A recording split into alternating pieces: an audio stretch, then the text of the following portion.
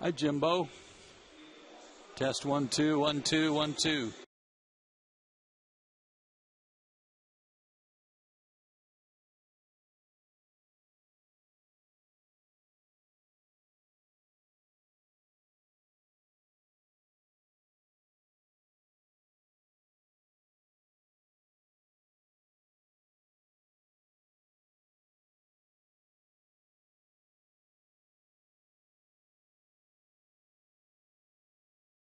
And there are 32 games left for the Atlanta Braves, and the next 4 of those are here at Turner Field against the New York Mets, and you'll see them all here on Peachtree TV. So here's the way things stand in the National League East. The Braves still leading the division by 2 over the Phillies, who begin a series in L.A. against the Dodgers tonight. You see the Mets 10 games back, playing .500 baseball.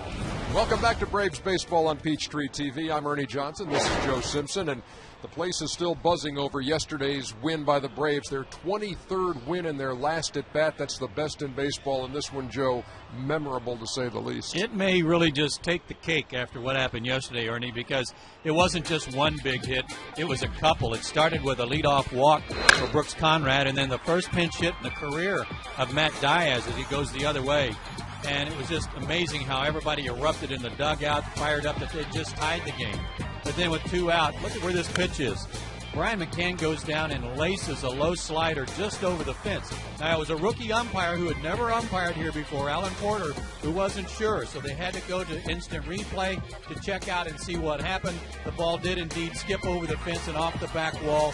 And then the party was on, and it was a great celebration. The first time this has ever happened to have a walk-off home run for Brian McCann. Thoroughly enjoyed it. But now we're going to show you something here that you may not have seen yesterday. There at the back of the pack is Martin Prado. Keep an eye on Martin. He reaches down, gets a little dirt. Didn't have any shaving cream, so how about a little dirt on the top of the head for Brian McCann? He did it twice. Brian could barely see for all the dirt on his face, but a lot of fun for this ball club. And you see the 23rd last at-bat win for the Braves, and Brian McCann, the first to admit, he said that probably wasn't the greatest celebration of all time. He spiked the helmet, got dirt all over him, but nobody who was here will ever forget it. We'll be back with more right after this on Peachtree TV.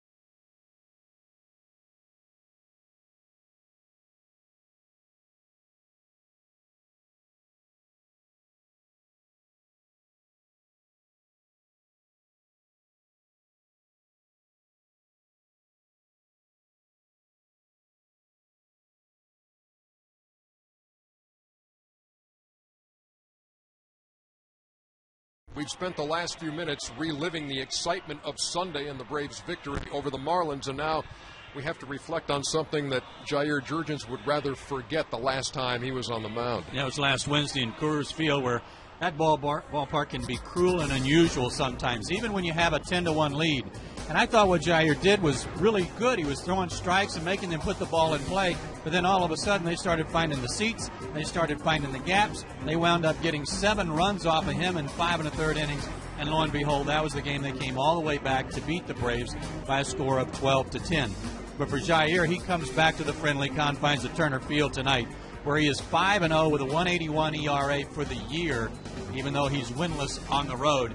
And he is undefeated against this Mets ball club here at Turner Field too, Ernie, with a 0.90 ERA here in 3 starts against him. He will be opposed by the Mets' Pat Mish tonight. We'll be back with the first pitch of this one here on Peachtree TV right after this.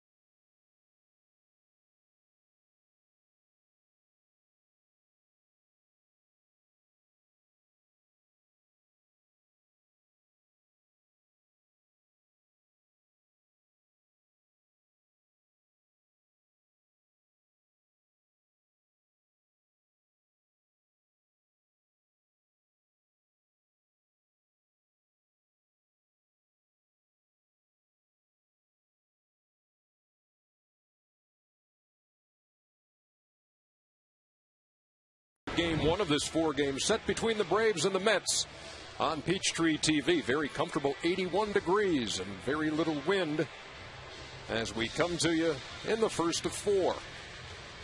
Time for the Atlanta Center for Cosmetic Dentistry Big Smiles seat upgrade. JJ found these lucky fans and upgraded their seats. Keep watching to see where their new seats are located. Sponsored by the Atlanta Center for Cosmetic Dentistry.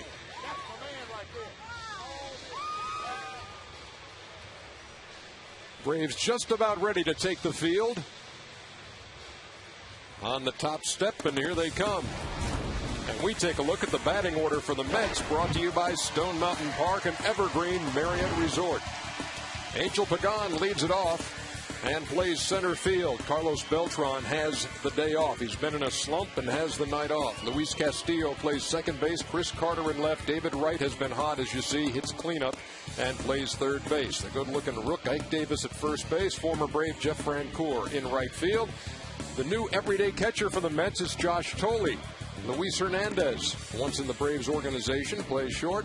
And Pat Mish, the left-hander, looking for his first win of the season, is on the mound as the Mets face Jair Jurgens. Joe? Who's 24 years old, 6'1", 200 pounds, out of Curacao. This is his 17th start. A .256 average against him, as you see, 9 home runs allowed. He made a start earlier this year against the Mets and pitched well. He pitched into the 7th inning, gave up only 3 runs, but got beat 3-1 due to lack of run support. But as I told you, really good numbers against the Mets here. 3-0 in 3 starts against New York at Turner Field. He's only given up 2 earned runs in 20 innings to New York. The defense behind him tonight With a left-hander on the mound, you've got Diaz in left, Cabrera in center, Hayward in right, and third to first, it'll be Prado, Gonzalez, Infante, and Derek Lee, who's back in the lineup tonight, and Brian McCann doing the catching. The umpires for this series: behind the plate, Balkaday Bob Davidson, the crew chief.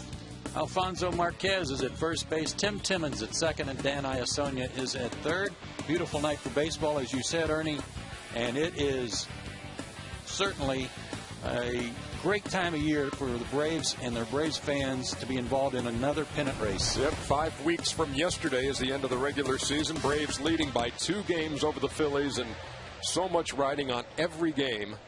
And of course, the scoreboard watching goes on, with the Braves having an eye on the Chavez Ravine later tonight when the Dodgers play host to the Phillies. And here's the first pitch of this one from Jair Jurgens to Angel Pagan, and it's 1-0. So Beltran not playing tonight for the Mets. Jose Reyes is out of the lineup. One of the guys who really makes them go, but has a right oblique problem, and they're saying he's not going to be back in there until he's pain-free. Ball and a strike. That and their number 5 starter working tonight. So the Braves need to jump on the Mets early, try to get some runs for Jair to work with, and get this series started in the right way. And it's no disrespect intended, but when you look at a series like this and you see the Mets coming in with a .500 record and missing key components, you got to say, you got to jump on these guys. It's a 4-game series. If you do anything less than taking 3 out of 4, that's just not going to do. No, that'd be a disappointment. A ball and 2 strikes to Pagan.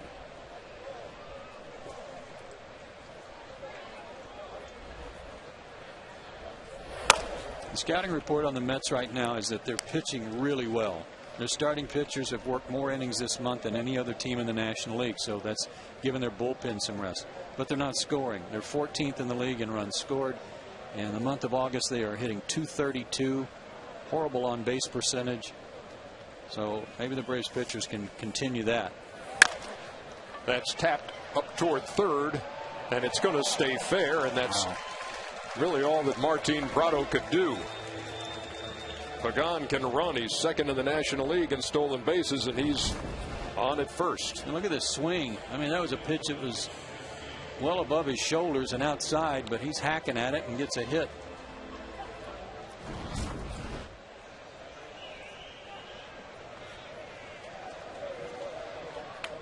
So he hit that ball about 58 feet, and he's on at first.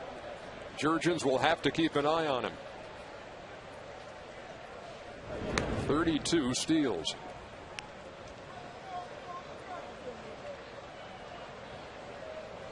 As good as the Mets starting pitching has been, and it's been solid in recent weeks, last couple of months, there are a lot of hitters who are struggling on that team. Pagan, one of them. And Luis Castillo, another one. Since the All-Star break, their major league ranks, not just National League, last in the major leagues in average, 29th out of 30 teams in runs per game, 27th out of 30 teams in homers. They pitch out. Pagan was not going, did bluff. 1-1. Castillo, over his last 15 games, 188, 6 out of 32. And he had lost his job for a while, and the guy they had at second base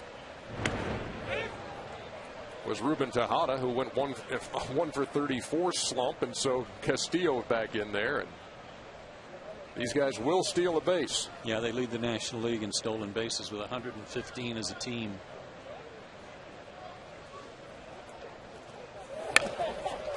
Bunted up toward third, and they get him by a step. Sacrifice accomplished, and almost more. Nice play by Jurgens. He had to make a quick release on that one to get Castillo, but you can see how the Mets are playing right now, as they want an early run for their starter, and because their starting pitching's been so good, they wanted to get on the board first if they can. And so they have a runner in scoring position for Chris Carter. playing left field tonight. Again, Beltran been struggling lately and coming back from injury.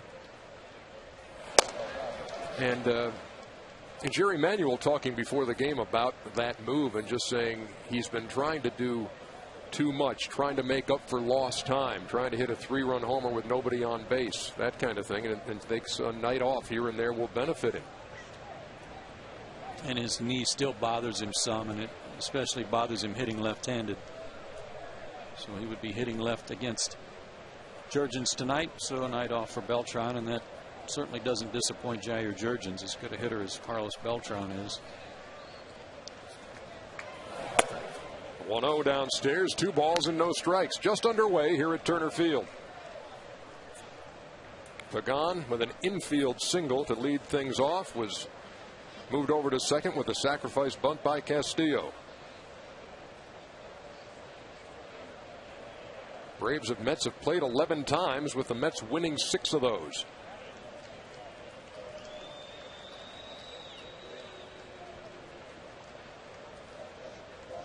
Yeah, the Mets have had 3 odd trips to Atlanta. A 2-game series, a 3-game series, and this will be a 4-game series.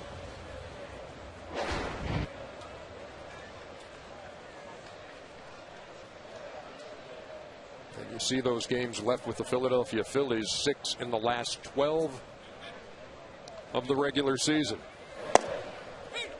See, if you look at it this way, Joe, you just say, look, between now and the first weekend of October, when the season ends, you add 2 games to the 2-game lead right now, and it makes that last 3-game series with the Phillies inconsequential. That's right. Sure would love to have that, wouldn't you? It will come down to those final couple of weeks of the regular season, and that's exactly what you want, though, in a pennant race. Makes for great theater.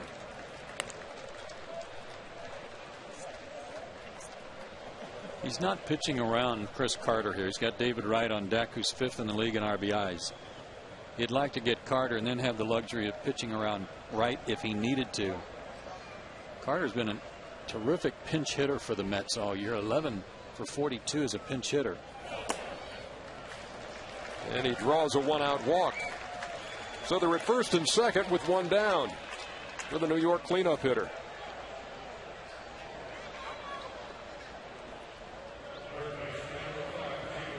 Braves have only lost 1 season series to the Mets since 1998.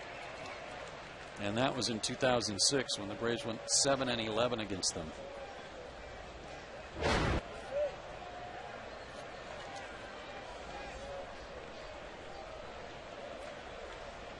So New York trying to break out on top here with 2 on, 1 out.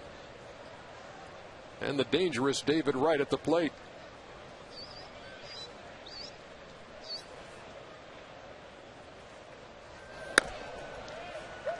One and 0. He has 5 RBIs in his last 5 games and hit safely in 13 of his last 16 at a .344 clip. Leads the Mets with 21 homers and with 86 RBIs, and as Joe pointed out, that's top 5 in the National League. That's over, a ball and a strike.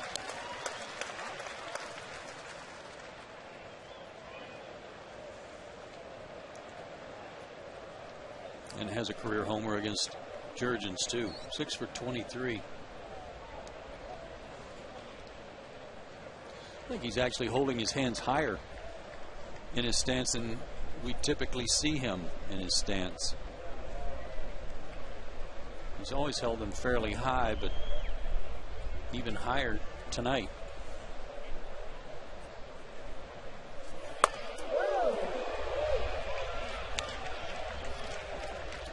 That'll wake you up. 2-1. Jair likes to employ a fastball, changeup, and slider. His preference in that order. And to make that changeup and slider effective to right-handed hitter, he's got to pitch inside and keep them honest. Again, comes in tight. 3 balls and 1 strike. But so far, he's missing high, too. Got to get the ball down.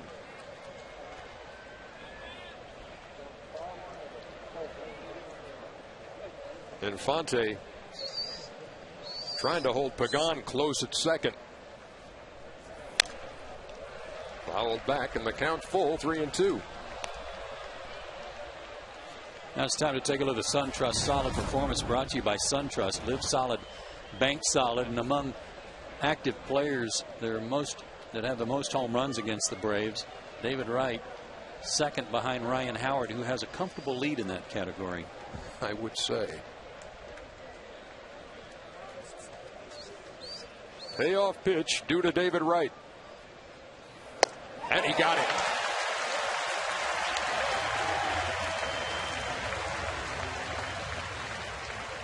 Jair battled back and struck out the cleanup hitter. He got him to foul back a 3-1 slider, which was the key pitch in that at bat.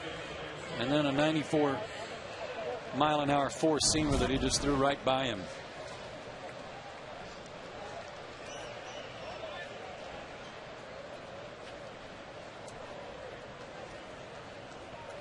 Now here's Ike Davis. Rookie with 15 homers and 57 runs batted in.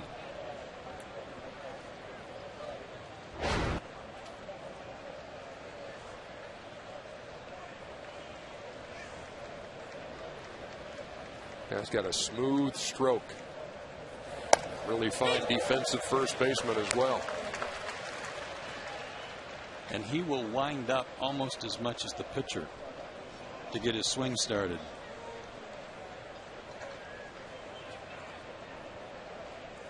Three home runs against the Braves already this year, 8 for 31. Including his first big league homer that was just, I think it was about 450 feet at Citi Field earlier this year. He's hit a few of those this season. He's behind 0-2. JJ trying to pitch his way out of a little first inning trouble here.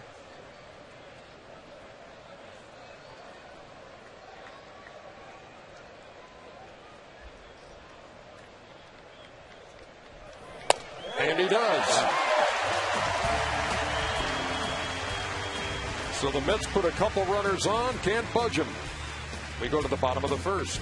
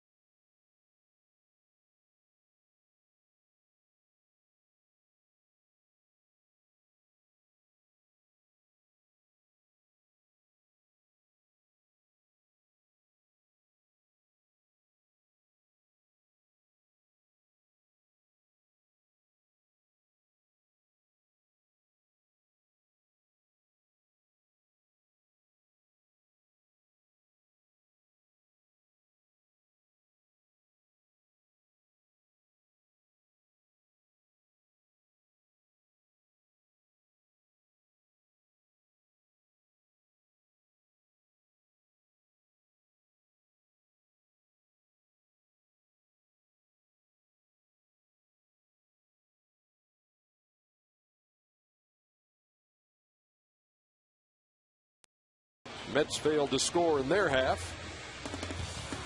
And here's the batting order that Bobby Cox has penciled in. Omar Infante leads it off. Jason Hayward, look at those numbers for his last 7 games. He hits second. Martin Prado at third, hits third. Then Derek Lee. Ryan McCann fifth, yesterday's walk-off hero. Matt Diaz, who allowed the McCann heroics to happen with a 2-run shot of his own. Alex Gonzalez at short, Melky Cabrera in center, and Jair Jurgens on the mound as the Braves face Pat Mish.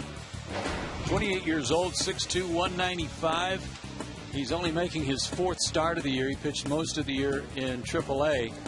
and went 11-4 with a 3.23 ERA, but has not won yet in his first 3 starts. You see, though, pretty good ERA because he's lost 4-0, 3-2, and 5-4 in his last start to Florida. Went 6 innings, gave up 3 earned runs, but no walks. He's only walked 2 guys in his first 18 innings on his return to the big leagues. In that 3-2 loss, it was against the Astros, and he set down 16 straight at one stretch. Pitched into the 7th inning, allowed a couple of base runners, and Carlos Lee took him deep, and that was the difference. Doesn't throw very hard. Omar Infante waits. Mish all the way on the third base side of that rubber, and that's lined into right field. Base hit. This is exactly the approach they have to take with this guy tonight. If you go up there and swing from your heels, he'll put down 10 or 15 Braves in a row. He does not throw hard, as you said, Ernie. You know, he might top out at 85 miles an hour, so he's going to have an assortment of off-speed stuff. If the word crafty comes to mind, he's working hard to achieve that level. Trying to achieve crafty lefty status. Hayward takes 1-0. Jason out here early today, working on his bunting. Half hour or so before BP started. That's grounded up the middle. Will it get through? Yes, it will. Infante makes the turn and heads for third. He'll be in there, and Hayward at second.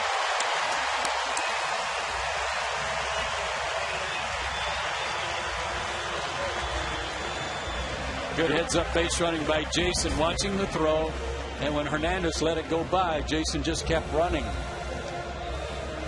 Pagan came up throwing. It was going to be a close play at third base, but Omar beat it. And Hayward able to get the extra base on the throw. Good aggressive start for the Braves here in the first. Infante had that play right in front of him. Made the turn at second and beat the throw. So runners at second and third with nobody out for Martin Prado.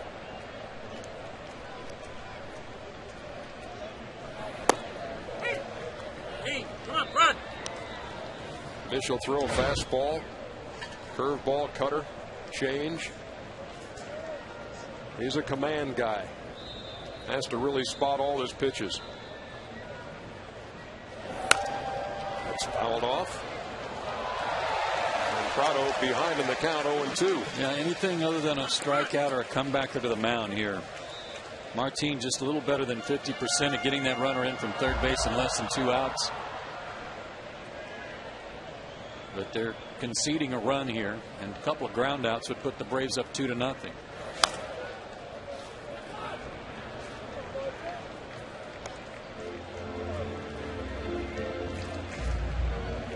Martin's .316 average, 4th best in the National League.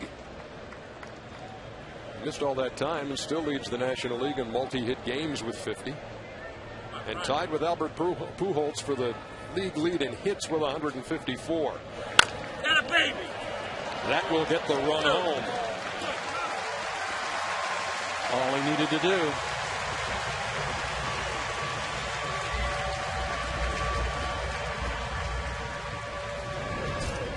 Infield back. He's behind in the count. He shortens up his swing, puts it in play, plays Pepper with the right side of the infield, and easy for Omar Infante to come home. And now another ground ball. Let's see if the infield's going to play in. Looks like they're going to cheat in on Derek Lee and not concede the run.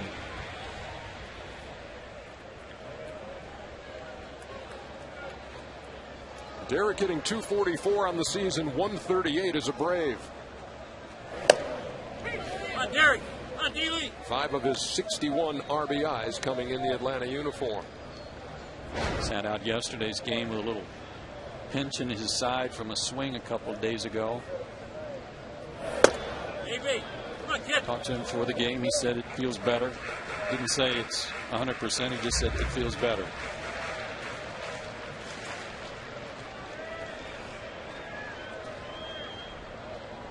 Hayward down the line at third. The pitch to Lee. That missed 2-1.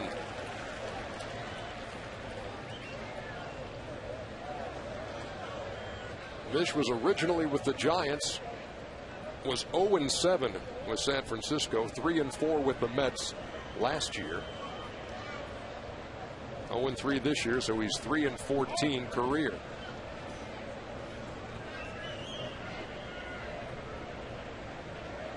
Derek just 1 for 9 with runners in scoring position with the Braves. Has an opportunity to improve on that. 3 balls and a strike. But again, good patience. He's a smart hitter. He's a veteran hitter. He knows he's got a left-handed hitter on up next. And Mish may be pitching around him to set up a potential double play ball that he might hope to get from Brian McCann. Fouled sharply over the Braves dugout, 3-2.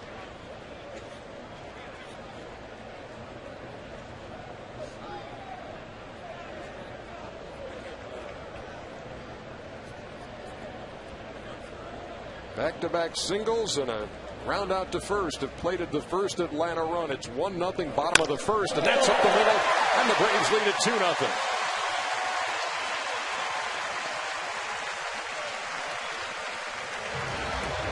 Good start to the ball game. Just good hitting. Good situational hitting. He gets a 3-2 count. They decide to try to jam him, but again, Mish, like Jurgens in the top of the first, he's made a couple of mistakes up this inning, and he doesn't have good enough stuff, certainly not Jurgens type stuff, to get away with it. Derek's 62nd RBI of the year.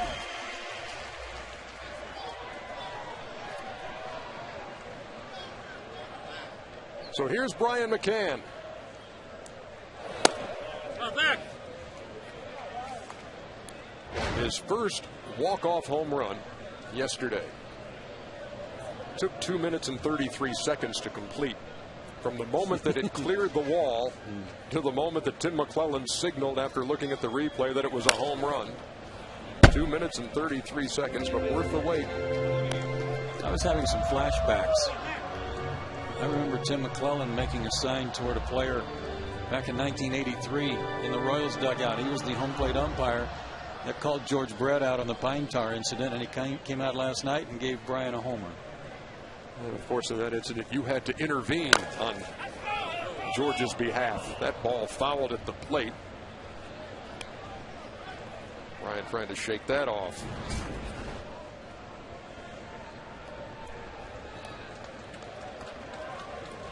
And that was actually maybe above the foot, off the shin or ankle.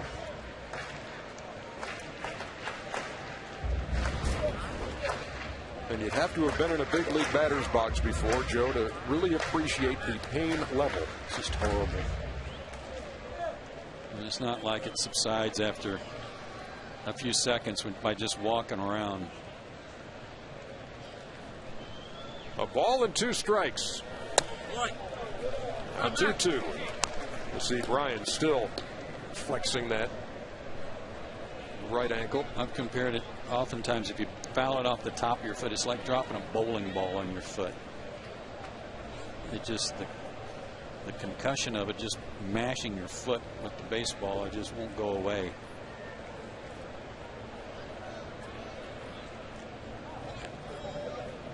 Mets have the shift on against McCann, and here comes the 2-2, and that missed. Count is full. That was close.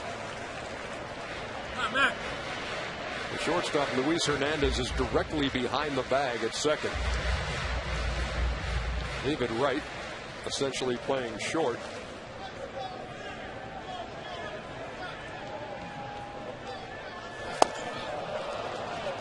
Waved at it, and McCann goes down swinging, 2 down.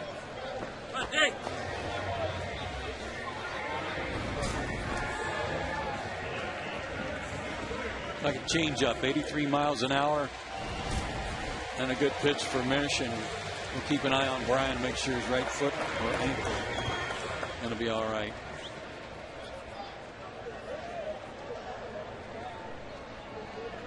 Bobby wants to know too. Here's Matt Diaz. Part of that 9th inning outburst by the Braves on Sunday.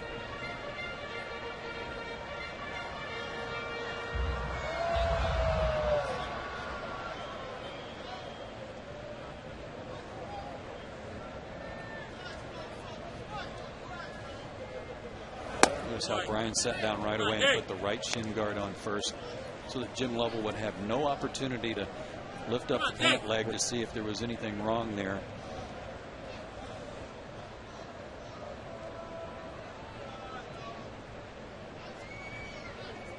Two and 0 to Diaz. Rip. Boy, come on. Not many hitters on the Atlanta side with many at-bats against Bish. Diaz is 2 out of 3 with a homer.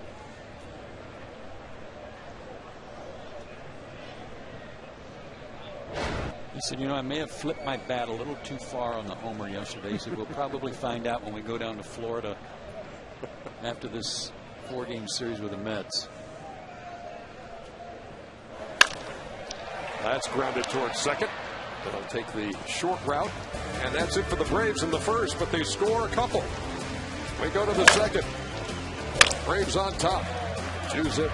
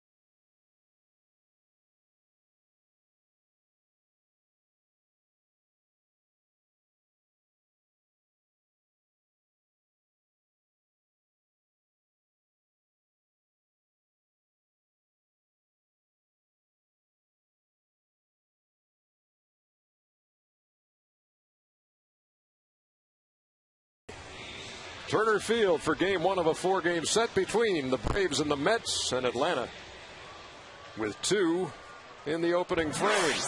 We go to the second. Here's Jeff Francoeur. We should hope we look so good when we're 90. We'll say that again, partner.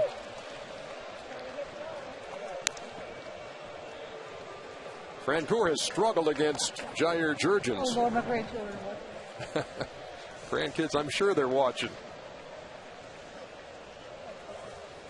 1 for 14 career against JJ is Francoeur, and now 2 for 15 as he leads off the second with a base hit. Jeff has not had a good month of August. He's only hit .215 this month, so he'll be glad to get into September. But a good start to his series against the Braves, and he's hit in 5 straight.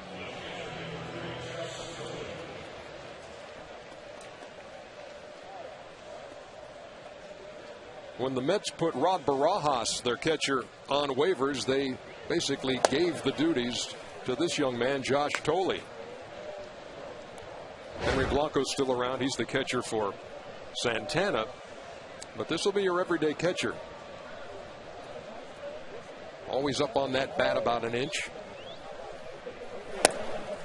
And yesterday hit a tape measure home run at Citi Field off the facing of the second deck, which was a rare display of power, and he told reporters after, don't get used to it.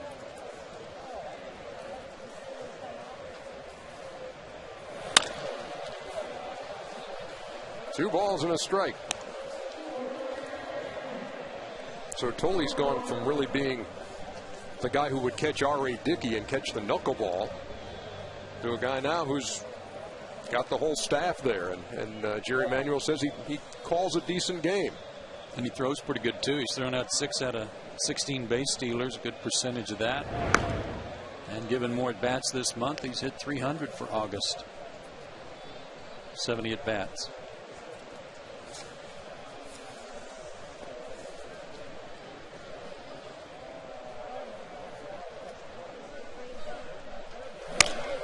That's fouled back. 2 balls and 2 strikes. He was originally a first baseman, really became a full-time catcher in 2008 and really had to work on developing his technique there. And he's one of these guys who is very humble and says, look, I'm not one of these gifted guys who can just show up and go out there and play. I got to put in the work every day and get better and better. Wonderful attitude. Good kid. Waits on a 2-2. And that's high. 3 balls and 2 strikes.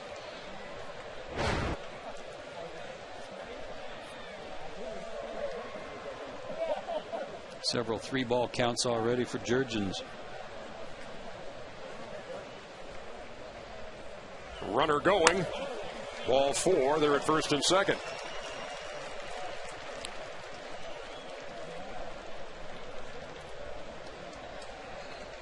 And Jair had runners at first and second in the first and got out of it with a couple of strikeouts to end the inning.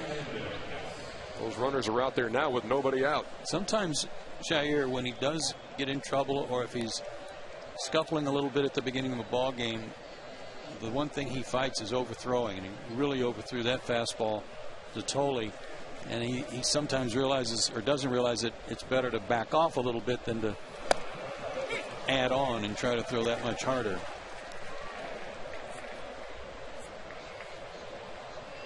Hernandez just coming up from AAA Buffalo on August 27th.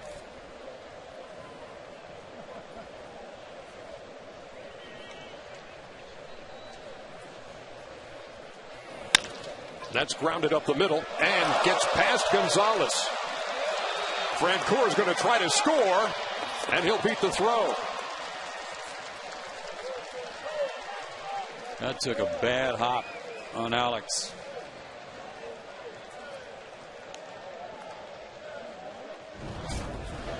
This looks like it might have been a double play ball as Hernandez chased that ball outside, but look how that ball came up. Must have just missed hitting Alex in the face as it came up.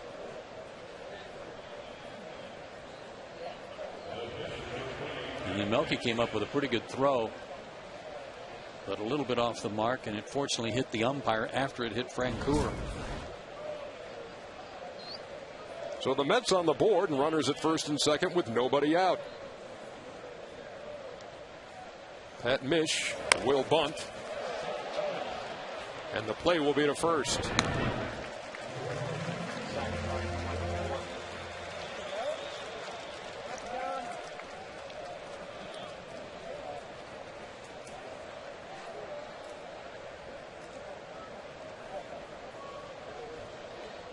So the Mets go back to the top of the order now, trailing 2-1. Angel Pagan, who had an infield single his first time.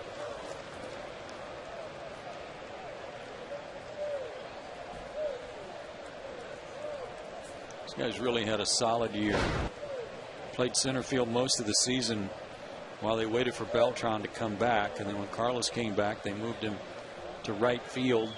That really cut into the playing time of Jeff Francoeur. That missed 1-0.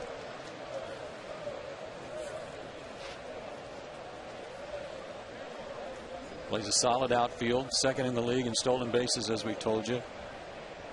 10 homers, 56 RBIs.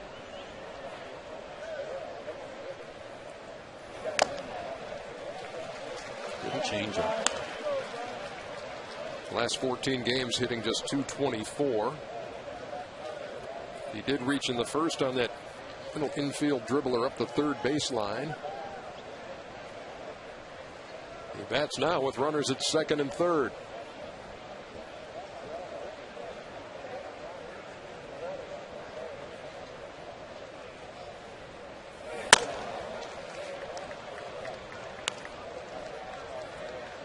He has missed high in the zone a few times tonight. And again, overthrowing just a little bit.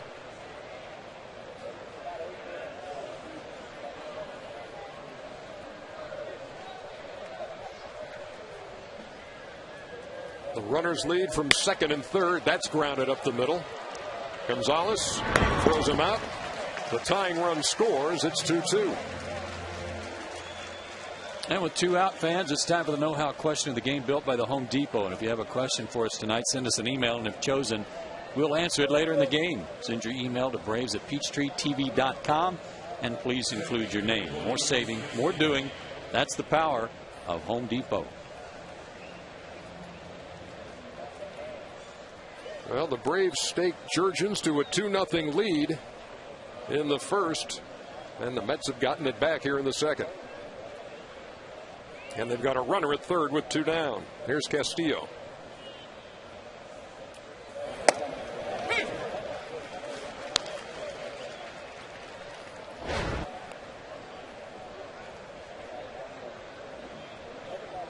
Mets actually led the National League East on May 1st.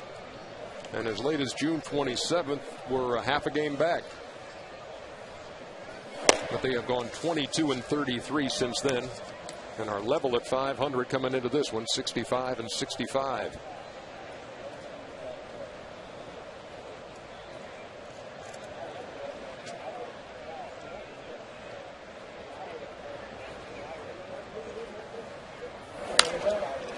Here's one that gets me about their numbers. And they come in with a record of 65-65 tonight.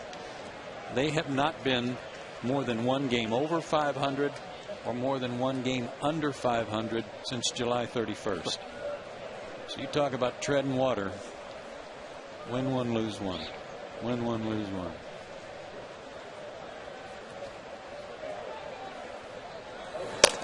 And the series, Joe, that they won in Pittsburgh earlier this month was the first road series against a National League team that they won all year. And overall, they're just 3-14 with 4 splits on the road, Ernie. So their road numbers have really hurt them. 26-40 overall. The 2-2, and McCann blocked that. The count is full again. 42 pitches already for Jair. And McCann taking an early beating in this one. Fouled that ball off his ankle. That one shook him up a little bit. We wait on a 3-2 to Luis Castillo. Tough guy to strike out. One of the tougher guys in the National League. Only 17 strikeouts this year and over 300 plate appearances.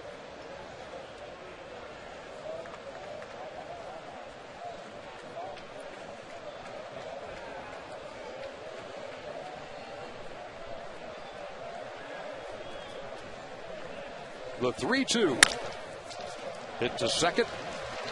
Infante throws him out. But the Mets tie it up. They scored twice in the second. It's 2-2.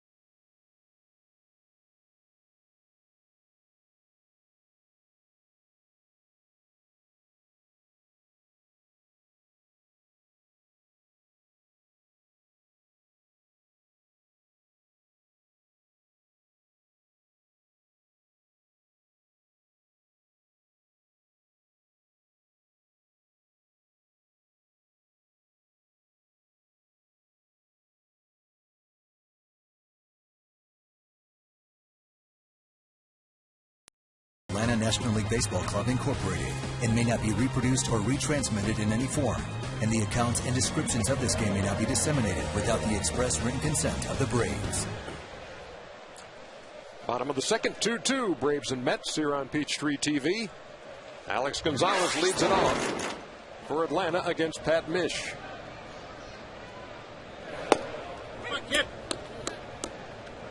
Breaking ball over. 0-1. Bob Davidson calling the balls and strikes tonight. And Joe, it was very strange. I was doing the Yankees-White Sox game yesterday in Chicago on TBS, and Ozzie Guillen came out to argue a call on a double play ball as Gonzalez grounds to second and Castillo handles the in-between hop, one down. And I'd never seen a situation like that. Ozzie trotted out, got halfway between home and first, stopped, and just threw his hands up in the air. Nah, forget it. In just a blatant sign of disrespect in front of a sellout crowd, and Bob Davidson ejected him. But it was so funny. He expected to see this big jaw-to-jaw, and he got out there and just halfway there said, oh, what the heck? Why even do it? Yeah. Gave him the brush off and then was ejected. But he said later, look, I could go out there and argue. You're never going to change somebody's mind. He just decided, why even go through with it? And it still cost him. And of course, Bob's physics-defying call down there in Florida in that Phillies-Marlins game made a lot of headlines as well. To right field, Jeff Francoeur. Quickly 2 up and 2 down. Yeah, that one was called the magic ball. That hit in fair territory, went around the bag foul, and then came back in fair territory. Cost the Marlins a win and cost the Braves a game in the standings.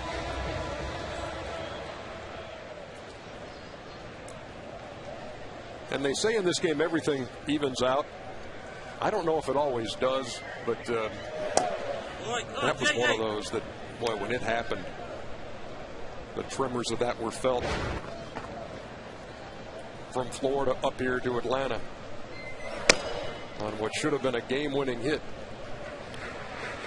The only problem with that, I mean, you're going to miss some, but for Bob Davidson, I don't think he's ever admitted to ever missing one. And he didn't admit to that one. Ready, come on, kid. And it's one thing I can see. It's one thing to say, look, that's the way I saw it. But once you see the replay, can't you say that's the way I saw it, and you know what? Not a good call. Yeah, I missed it. Obviously got it wrong.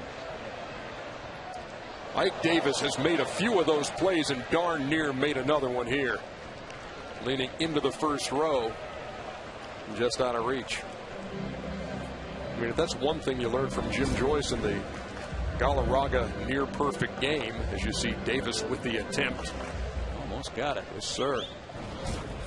Was it fans are really willing and able to forgive if you just look at it and say, you know what, let's be honest. And Jim Joyce gained a legion of fans with his attitude as Jurgens lines one into left. 2-out hit. He was just 3 for 32 coming in. Maybe that'll give him a little lift, because when he came off the mound at the end of the top of the second inning, he had his head down, his chin was on his chest. He was pretty low after giving up the 2 runs. But maybe that base hit will perk him up a little bit.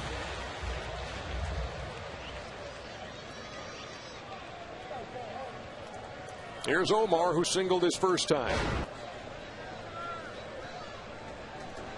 He and Hayward singled to start the game. Both came around to score in the bottom half of the first.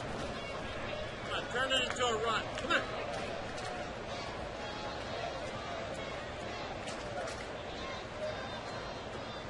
Well, how valuable has this guy turned out to be in the big picture with this team?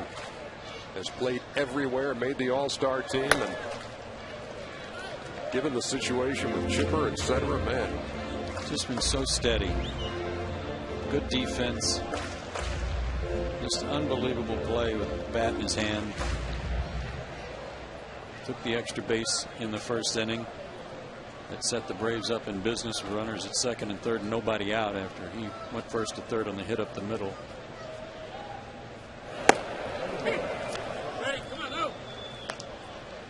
Radar gun not really going to get a workout with Mish on the mound. No, it's going to get used to putting a lot of eights up there tonight.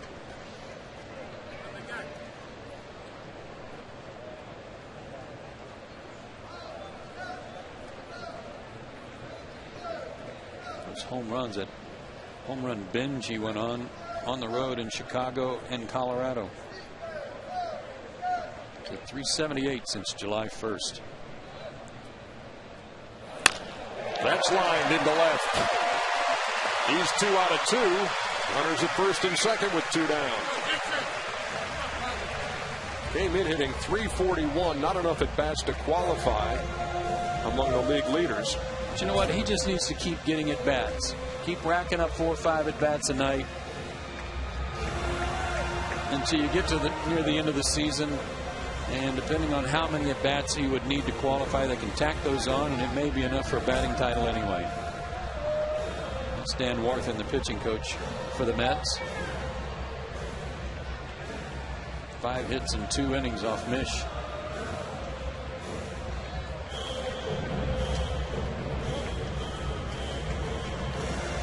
You got Gonzalez on a grounder to second. Cabrera with a lazy fly ball to right to start the inning, and then Jurgen singled, Infante singled, and here's Jason Hayward. Braves trying to get it done with 2.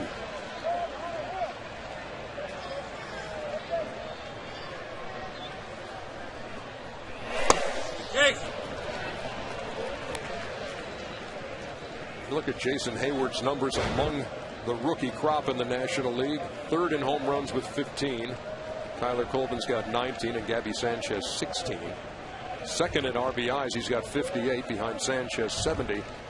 And he's 1st in on base percentage at 385.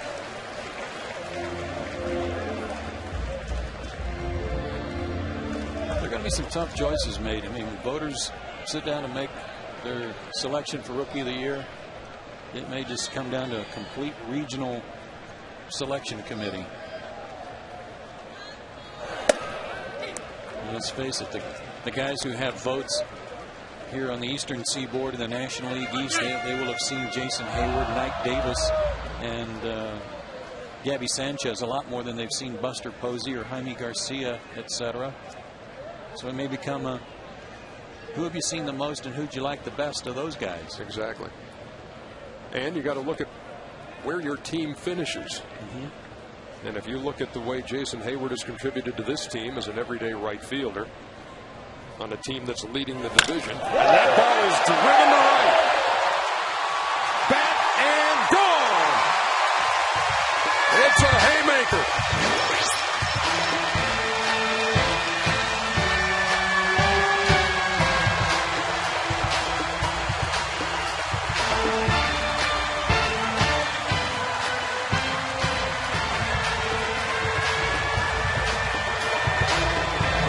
Turning on the ball cutter. Left-hander fires a fastball down the middle at about 85. And all Jeff Francoeur can do is watch. And it's all happened with 2 out. Braves lead at 5-2. Home run number 16. And now 61 runs batted in. Brado dances away from the inside pitch.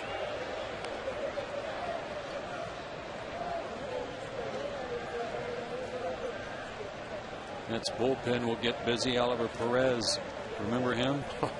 He's in their bullpen now, and he's warming up.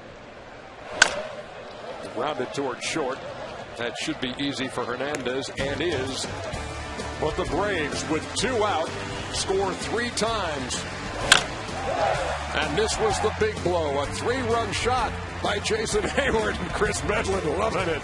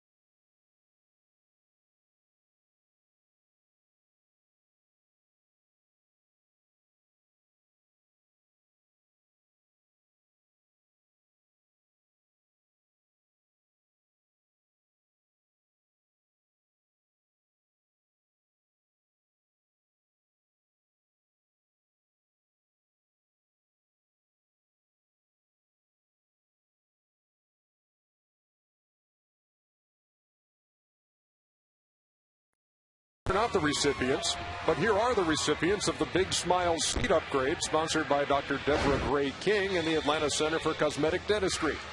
The place in Atlanta to get a beautiful smile. Smiles all around here after the Jason Hayward 3-run homer to give the Braves a 5-2 lead. We go to the third. It's time for Jair Jurgens to set these guys down. He was staked to a 2-0 lead. Mets tied it in the second. Now it's 5-2. And there's a ball to Chris Carter.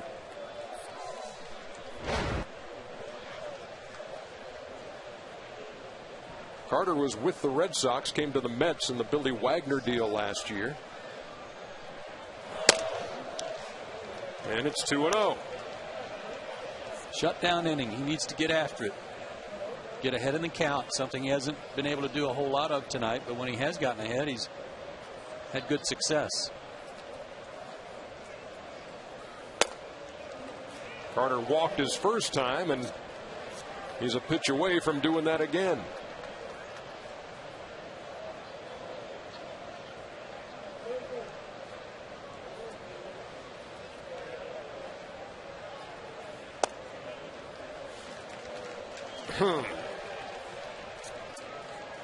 Leadoff walk in the third. Third walk already for him.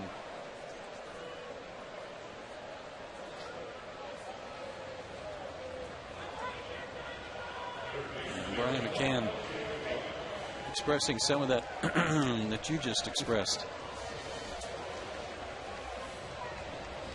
3-run lead. Walked the leadoff hitter on 4 pitches with David Wright at the plate.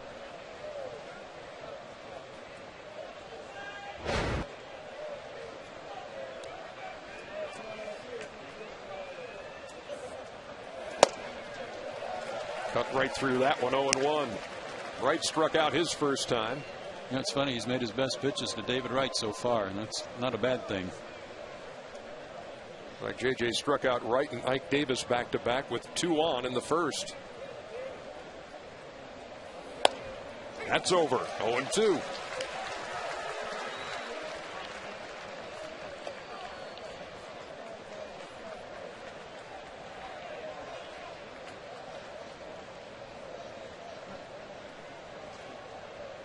That's Carter with his lead. Here comes the 0-2, and Wright fouls it to stay alive.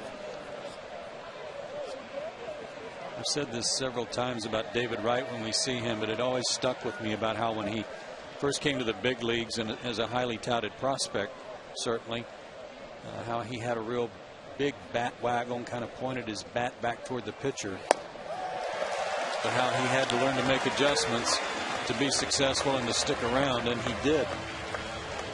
He goes down swinging for the second time against Jurgens.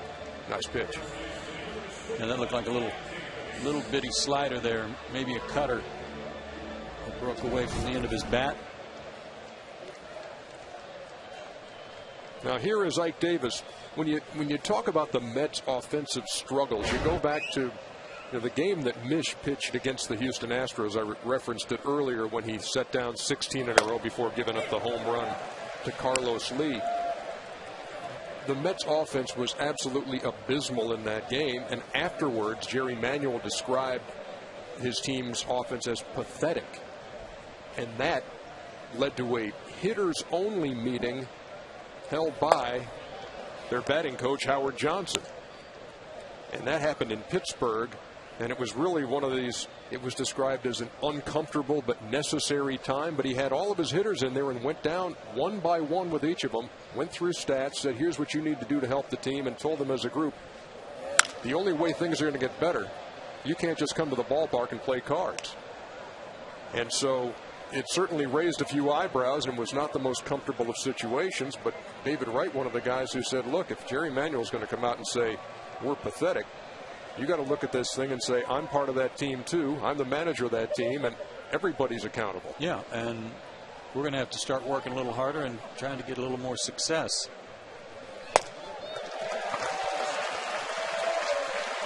Good comeback here after the walk.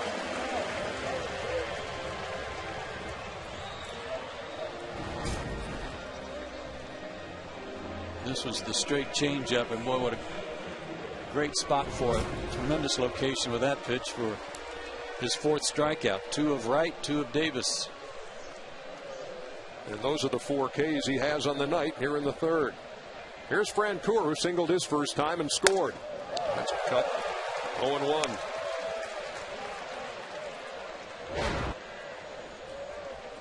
Jeff with 11 home runs and 53 runs batted in, hitting .234.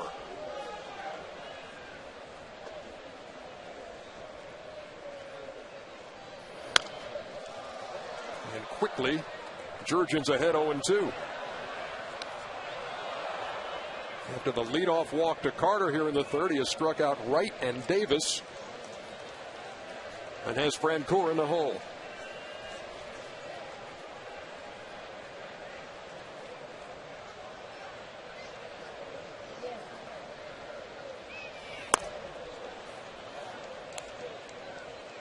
Good try. A lot of teams, when Jeff was with the Braves, I know the Phillies did this a lot. They'd get ahead of him in the count and they'd elevate that fastball, sometimes chin or helmet high, and try to get him to chase, and were successful with it. Well, after the walk, 3 strikeouts. I don't know what McCann told him, but bottle it and give me some of it.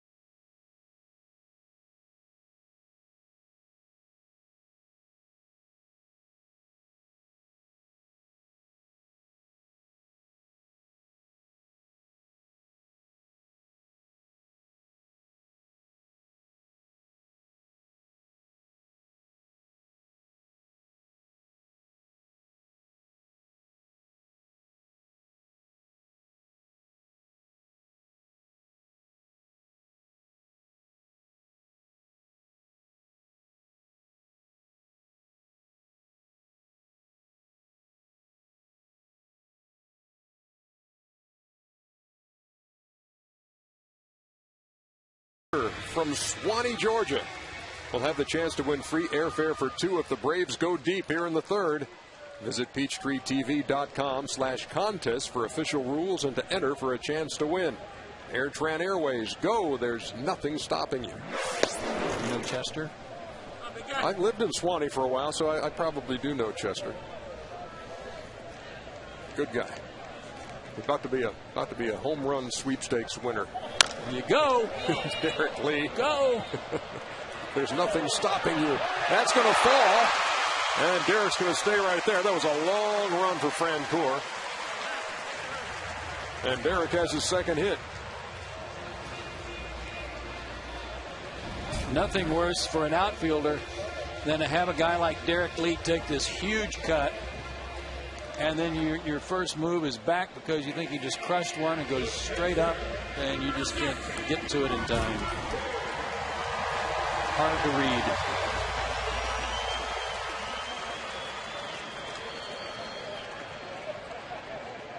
Well, here's Brian McCann, who struck out his first time.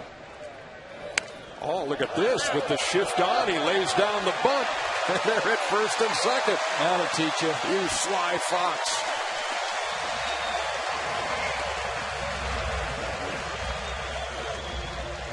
Chipper loving that.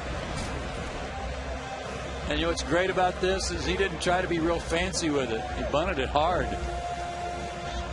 And made sure he kept it fair. You're going to give me the hit, I'll take it. For all you fans out there who always say, I wonder why these guys never just lay one down when they got that shift on. There you go. That was for you. First and second. Nobody out for Matt Diaz. Oh, what a home run cut he had. 0-1. That's at least 2, maybe 3 bunt hits for Brian this year doing that.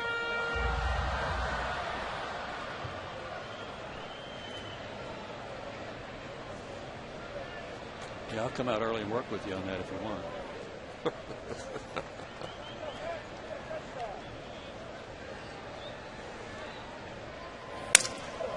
at that firewood. Look out in the stands. As Wright throws him out to complete the double play. A lot going on that play. A 5-3 double play and the barrel of the bat into the stands. Looks like everybody's okay.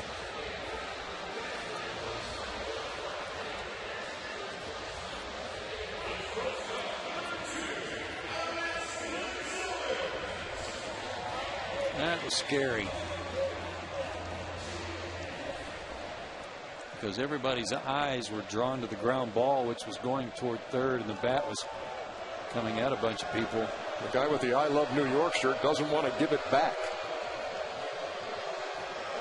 And I'm sure what they'll say is, look, they'll get you another bat. We don't want you walking around the ballpark with this jagged, broken bat. And there were splinters going about 5 directions there.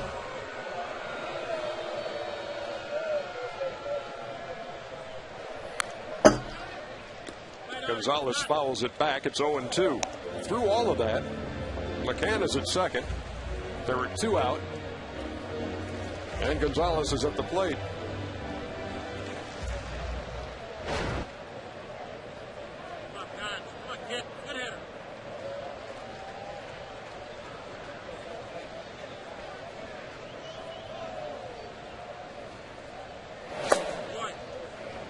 One ball and 2 strikes. Gonzalez, 72 runs batted in. 21 home runs between here and Toronto. He got off to a bit of a slow start with the Braves with runners in scoring position, but 9 for his last 19 says he's heated up. It's a .474 average. He's in that spot right now. McCann with his lead at second. Braves leading 5-2. Boy, Alex. That a baby. The thing about a guy like Mish is that these right-handed hitters know that he doesn't have anything that he can throw by them. They'll fight off anything inside, as Alex has already done twice in this at-bat. So he really has to still pitch inside and hope that he can get a strike in there or a foul ball, and then throw the changeup where they can't reach it. Like that. That might have been a slow curveball, but it's very difficult. I mean, he's got to be so precise. He's got to be so accurate. And it was a breaking ball, and Alex did well just to get a piece of it. It was probably a ball, but too close to take.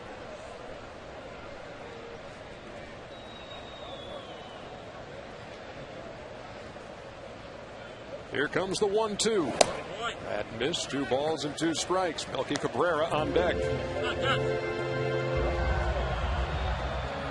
Braves scored 2 in the first, and then with 2 out, scored 3 in the second. Jurgens and Infante singled, and Jason Hayward unloaded a 3-run shot.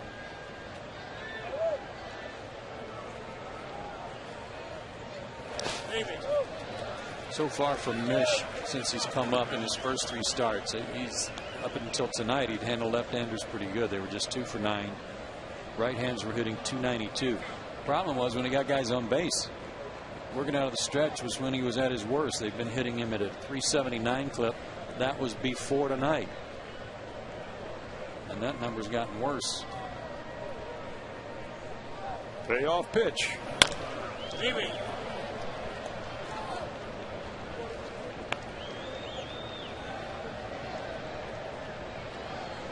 Braves with 32 games left and 25 of those in the division.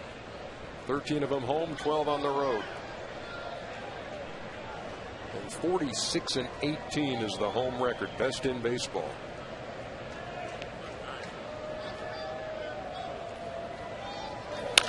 Lined right and right. And a playful tag on Brian McCann. This has been the Airtran Airways home run inning of the game. Be sure to register at PeachTreeTV.com/contest for official rules and for your chance to win. Sorry, Chester.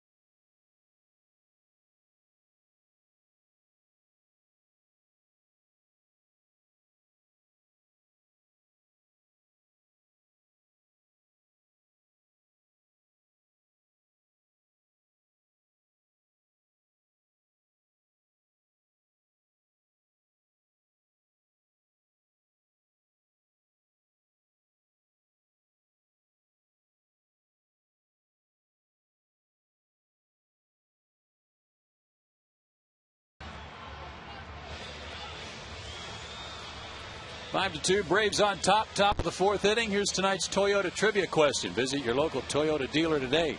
Toyota, moving forward. When was the last time the Braves franchise won 46 or more of their first 64 home games? And this was like throwing darts at a dartboard.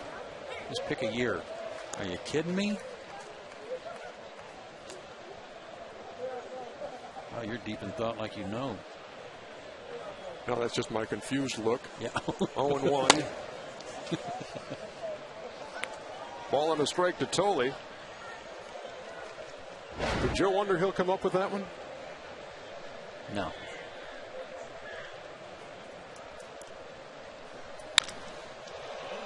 Line to center. Cabrera on his horse makes the play, 1 down.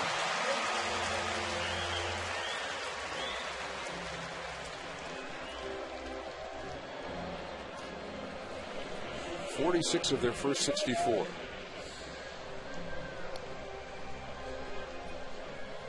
Are the Boston Bean Eaters in this this equation somewhere? I was going to go 1897. I don't. Yeah, I think I'll go. I've got just as good a chance there as anything else. I'm going Bean Eaters. Here's Luis Hernandez with 1 down. Georgia's trying to settle in here. He walked the leadoff hitter in the third, then struck out the side. Got Tolle on a line drive to center to start the fourth. And that's back up the middle, but Infante there. Quickly 2 up and 2 down. Luis Hernandez always thought that his first base hit at Turner Field would be in a Braves uniform, not a Mets uniform. Came up through the Braves organization. Claimed by Baltimore. Out of the organization on waivers and wound up at Kansas City last year. but always known in the organization as a real good defensive shortstop. Just didn't hit a whole lot. Well, we got another former Brave here, Mike Hessman, going to pinch hit for Mish, who goes 3 innings.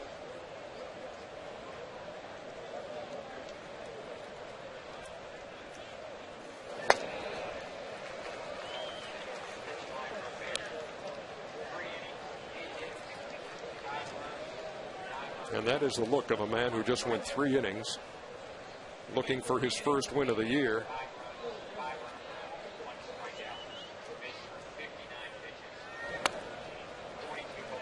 Hessman takes ball and a strike. Kind of like a guy like Mike Hessman. You don't pull for him to do well against the Braves, but you pull for him to have some success at this level. He's 32 years old. He's been playing a lot in the minor leagues in recent years, trying to get another opportunity to get back to the big leagues. They hit a lot of home runs in the minor leagues.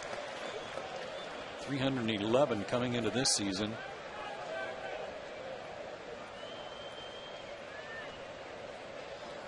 In 2008, he was hit by pitches twice in the same inning against Oakland. And he strikes out here to end the 4th. That's a 1-2-3 inning for the first time tonight for JJ.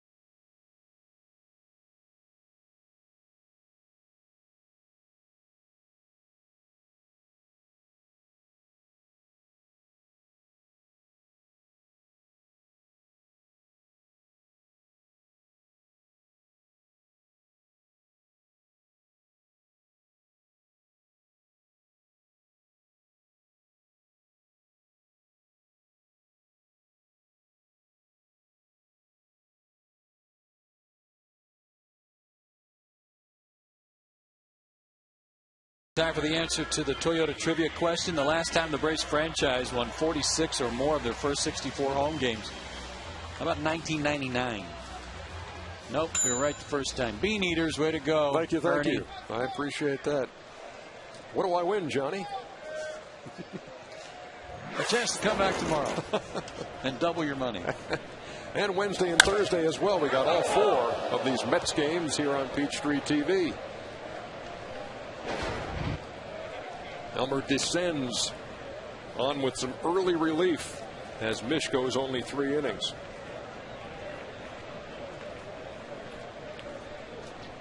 He spent a little time in a Braves uniform too.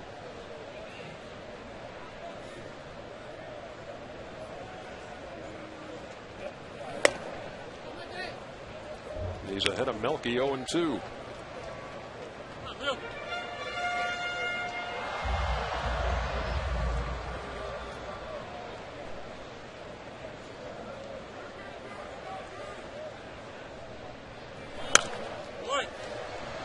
The 0-2 is fouled back.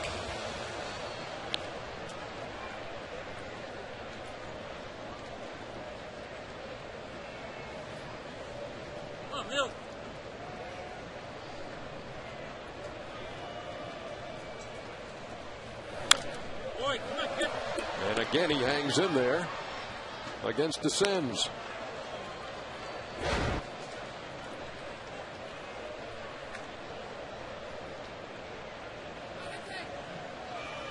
Elmer has been around Pittsburgh, Cincinnati, Arizona, the Dodgers, the Royals, the Dodgers again, Milwaukee, Colorado, Atlanta, and now the Mets, and there is the first out of the fourth.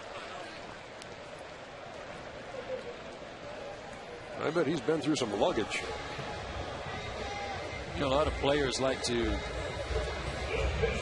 collect the uniforms of the teams they've played with, maybe have them framed and put on the wall. He's got a big house. You better add on.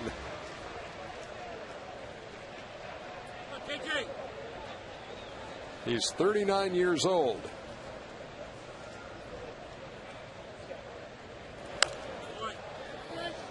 Jurgens is 1 for 1, scored a run. And it was his base hit with 2 outs in the second that got it going for the Braves, because Infante followed with a hit and then Hayward with a 3-run homer. And that's the difference. It's 5-2.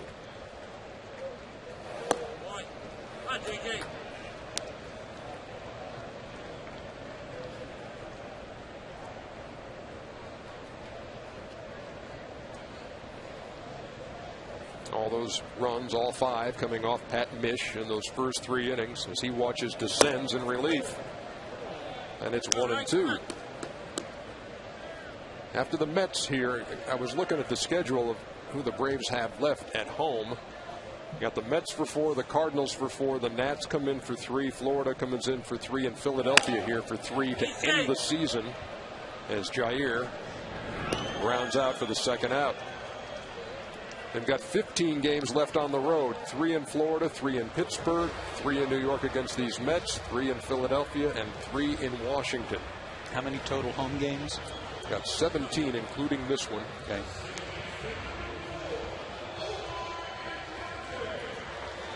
It is a great time of year in baseball, because every night, yeah, I tell you, you can watch. I was watching that game, the Philadelphia game the other night in San Diego, down in my basement when everybody had gone to bed the other night. I'm watching Brad Lidge, who it's always an experience when he's in there. When he walked home the tying run in that game, and then the Phillies went on to win in extra innings. But it's an incredibly difficult game to handicap, Joe. I mean, you would never think that the Phillies would be swept in a 4-game series by the Astros in their place, and then they go on the road and take 3 from a division leader, San Diego, in their place. No, you had to feel good about it if you were the Braves, knowing that you got some help from Houston after you'd played so poorly on the road trip yourself. And then and that they're going to San Diego to face that good pitching staff. And what happened? San Diego pitched pretty well. That is a 1-2-3 inning for Elmer Descends. Phillies got 3 hits in each of the last 2 games and won both of those. As I was saying,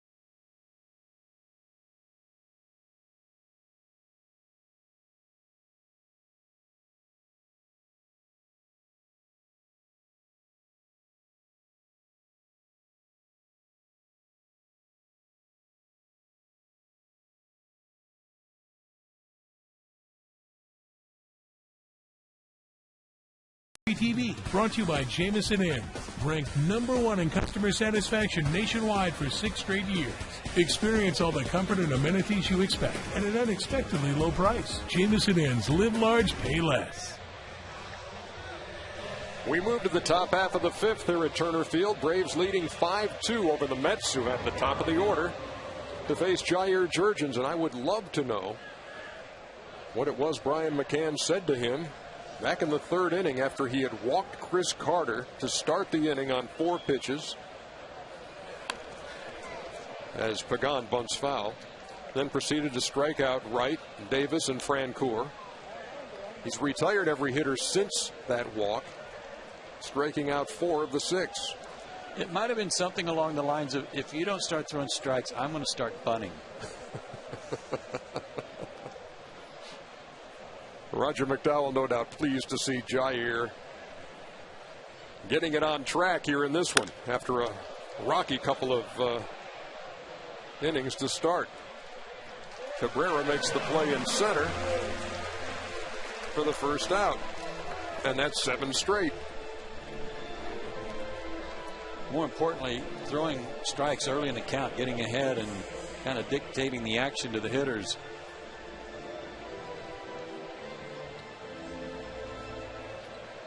Easier to pitch when you're ahead in the count.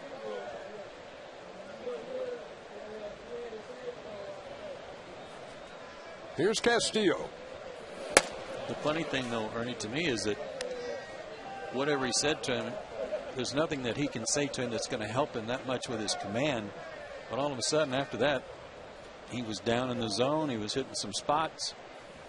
And if there was a little technical thing that maybe Brian picked up on his delivery, if he passed that along to him, that was a great pickup by Brian.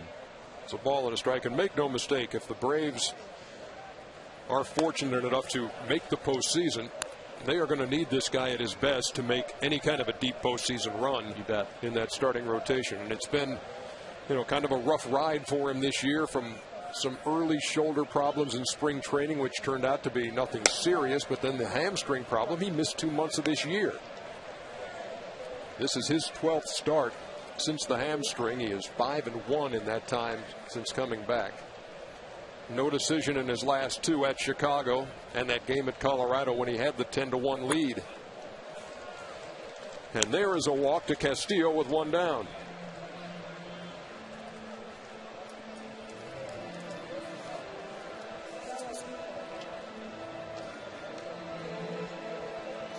It's funny, his season high in walks was 4. He's just tied that, and the time that he did it before was April 24th at New York against these Mets. This guy, Carter, has drawn 2 of those free passes as he bats here in the 5th.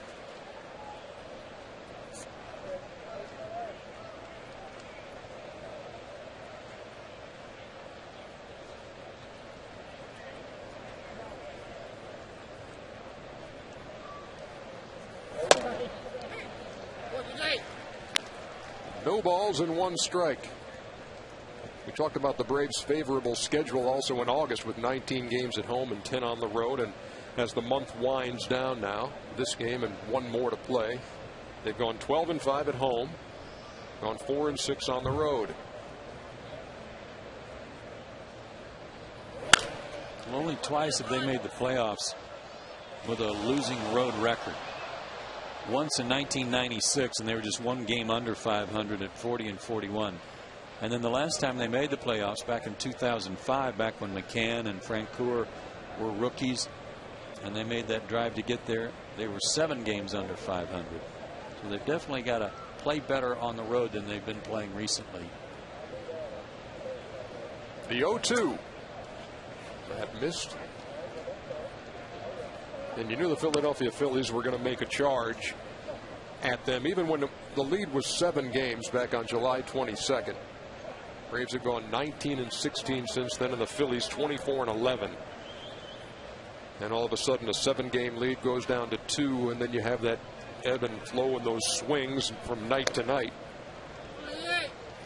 But the Braves have not surrendered the lead.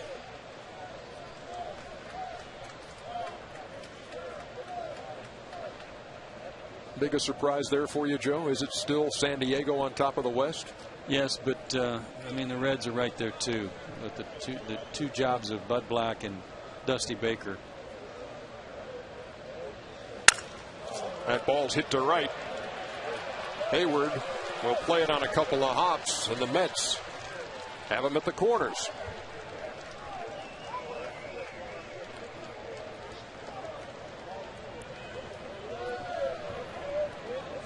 Chris Carter's been a thorn in the side of the Braves this year. At other times, mostly as a pinch hitter. Tonight he's walked twice, and now on a changeup, just a one-handed swing for a base hit. He's been on base 3 times tonight and brings up the cleanup hitter, even though he struck out twice tonight. The dangerous David Wright. He was at the plate with 2 on in the first when he struck out. There was a runner at first when he struck out in the third. They're at the corners this time around. You can't keep giving him opportunities. And this one's in the air to shallow right. Infante with the catch. And there's no way that they'll send Castillo home.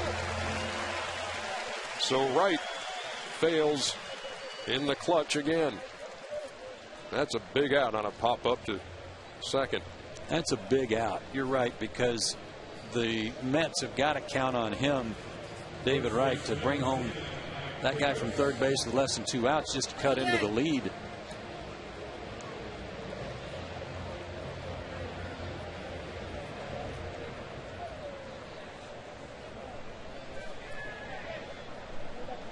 So with 2 out, now it's up to Ike Davis, who has not been able to solve Jurgens. Struck out looking in the first, swinging in the third. Let's take a look at tonight's leaderboard, brought to you by the Sunshine House, a tradition of excellence in early education. And we've talked about the rookie rankings. Ike Davis right behind Jason Hayward. Wow. Funny swing there. But again, Ike Davis has to wind up to get his swing started. I mean, it's very unusual. He's got a real long loading system here as he turns that shoulder in. A hitch in his swing to bring his hands down and then back up. And then he'd already started, he'd already committed and couldn't stop on that pitch that was eating him up inside.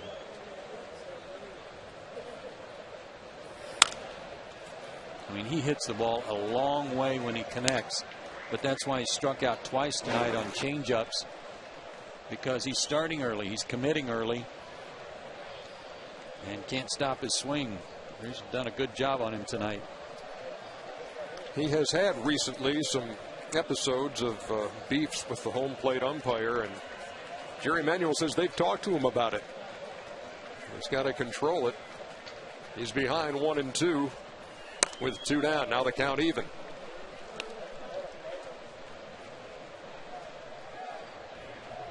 See Jerry, you see Carlos Beltran behind him. Beltran not in the starting lineup tonight. And we don't know if we'll see Jose Reyes. Probably not in this series with that right oblique problem. They said until he's not feeling any pain, he won't play. Took a few swings in the cage yesterday and took 6 swings and said, I still feel something in there. He did take some ground balls tonight, but when you got that oblique problem, when you're at the plate and you're rotating like that, you're not going to see any action if they're waiting for you to be pain-free. As Davis waves at the change, and that'll do it for the Mets in the 5th. Braves still lead it by 3.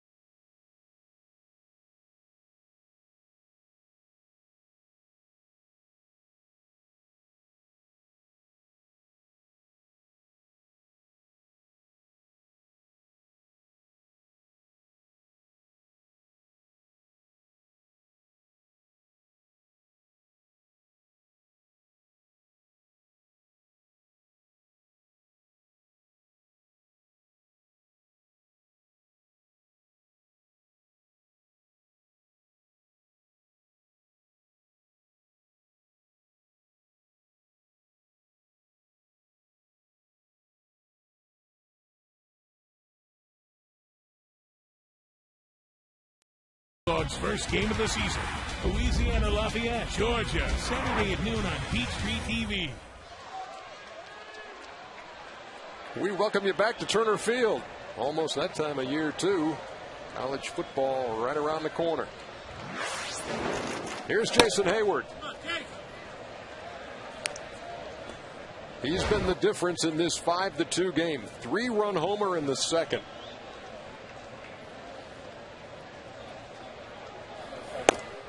And his good base running in the first inning helped set up a second run in the first. The homer. Fastball down the middle, and he didn't miss it. 16th of the year. That came off the left-hander, the starter, Pat Mish. Elmer descends in his second inning of relief. High and away, 2-1.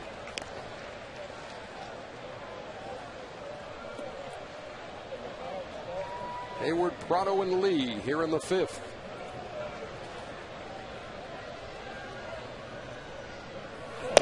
Gotta wonder as he takes a strike. Gotta wonder if we'll see his roommate up here this week.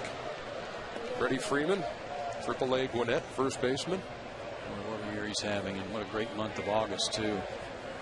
They could be two of the greatest hitting roommates in the history of baseball. Back in the day, they always used to room together. Guys used to room together. You don't do that anymore. But these guys actually living together. Yeah. And one plays in the minors, one plays in the majors, and obviously Freddie Freeman hoping that the phone call comes this week when the rosters expand.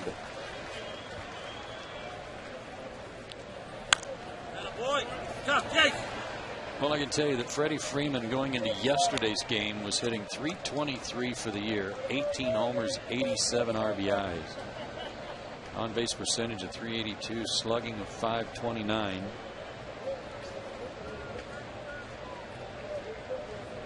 And I don't know what his numbers were yesterday.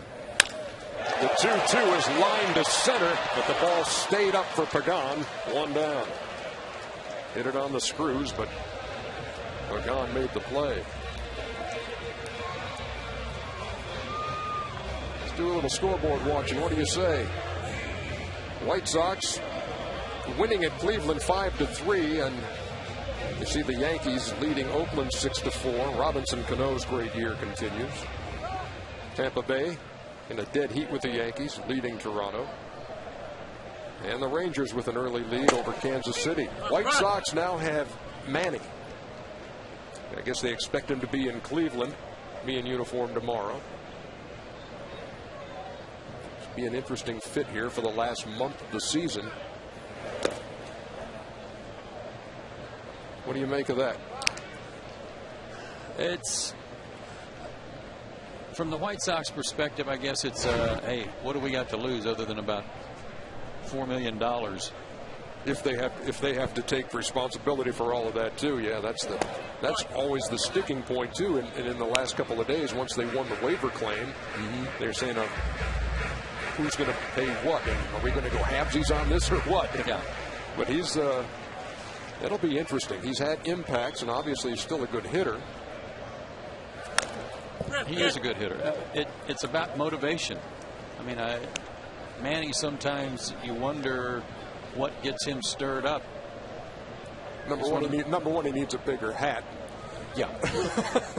Well, or less hair. No, he's one of the best hitters, especially right-handed hitters of this era. Up the middle, base hit. There were certainly a lot of questions when we were in Chicago this past weekend for Ozzie Guillen about that, and they asked him, well, what's the situation with, how about his hair? Jerry Reinsdorf is pretty strict up there, and Ozzie Guillen said, well, I let Mr. Reinsdorf handle that. He said, but I'll tell you this about Manny Ramirez. He said he will stretch with the team when we stretch pregame, and he will stand outside the dugout with our team during the national anthem. If you don't do those things, you're not going to play for me. Interesting to see what kind of impact he has, because the White Sox tried to chase down the Minnesota Twins 4.5 out when the day began. Derek Lee skies that one to shallow right. Castillo makes a play, and they're going to throw back, and Martin just did get back. I tell you, Jeff Francoeur has run about 1.5 miles tonight chasing shallow fly balls from Derek Lee. He has. And a nice quick throw here by Castillo. Martin had to go almost halfway just in case the ball dropped, so he didn't get forced at second. He really had to bust it back to first. But the Dodgers had to make a decision on whether or not they wanted to bring him back off waivers. And they were trying to make a push in the wild card. And the point is, they've done all their pushing without Manny. So they didn't have anything to really lose either, except maybe a little help on the payroll. And I'm not taking anything away from his ability. He's been one of the great players of this era, one of the great hitters of this era. It's just, does he want to play or not? You know, those calf injuries are really tough to diagnose. I get you, Dr. Simpson. Prado's at first with 2 down. McCann is struck out and singled.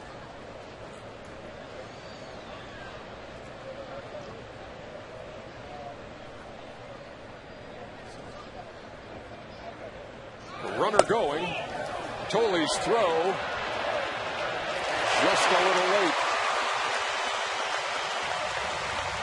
Short hop Hernandez. Prado had it beat. Nice call down there. Good call by Tim Timmons. And the reason is the throw might have beaten him with a good throw, but it's a short hop, and that forced Hernandez to bring his glove up to catch the short hop. The leg goes under the glove, then it comes down. Right call, good call. And now they'll put McCann on with Matt Diaz on deck. Last year, Brian McCann had just a sensational second half after the All-Star break. Led the team in homers and RBIs. And in fact, last year, his 57 RBIs after the break was 3rd in the National League. Well, guess what? Going into September, or shortly, he will be shortly, he has 32 RBIs since the break this year. Remember, he was the MVP in the All-Star break. Since the break, he's got 32, and that's tied for 3rd in the National League.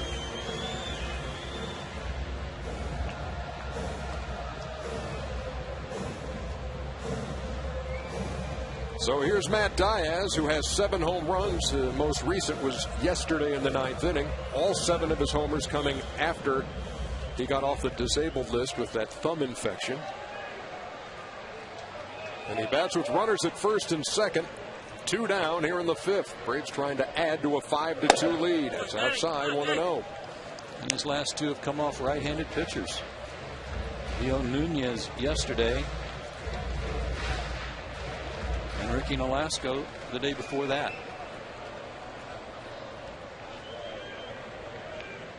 That home run yesterday, the first pinch hit home run of Matty's career.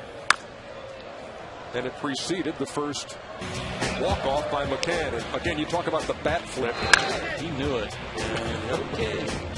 How many rows deep did that bat go? Yeah, he was a little concerned about that, but he hit it so good, and it was so such a highly emotional play to tie the ball game up that you can forgive him for that. He waits on a 1-1 from Descends. Tried to get out of the way and fouled it away. 1-2. Bobby was talking about this swing. Yeah, that's not too bad. From that angle. Right. Now, if you look at it from the Florida Marlins dugout angle, I'm not sure, but Bobby was talking about how Matt learned to hit the ball with some authority to right field because he played at Florida State. And they've got a short porch in right field, and when he was playing there, he took full advantage of it. That just missed. 2 balls and 2 strikes, and you referenced it earlier. He says it with a smile on his face too. Matty does. He said, "Yeah, I guess we'll find out next time we see him if that was too much of a bat toss." Mm-hmm. I bet none of them even saw it.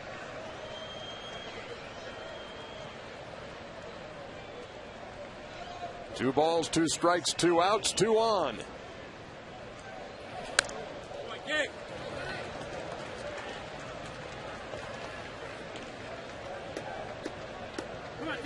Eight pinch hit homers for the Braves this year. That's a high number, and tied for the league lead with the Reds. And 2 of Brooksy's have been grand slams. First time a rookie's ever done that in Major League Baseball history. Again, the 2-2. This guy is really working descends here. It's a full count. Braves the first team since the 1982 Orioles to hit 3 pinch hit grand slams in a season. No team's ever hit 4. The other one belongs to McCann. He hit that one at Houston. They lead from first and second. Payoff pitch to Diaz. Stays alive. Just spoiled that one.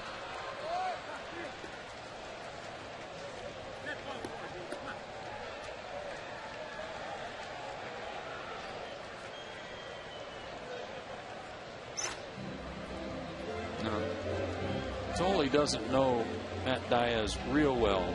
He's going by a lot of scouting reports. But one thing he will learn quickly about Matt Diaz is even when you're trying to set a guy up and it's 3-2 here, you can throw it anywhere up there. You might one hop one and he'll hit it.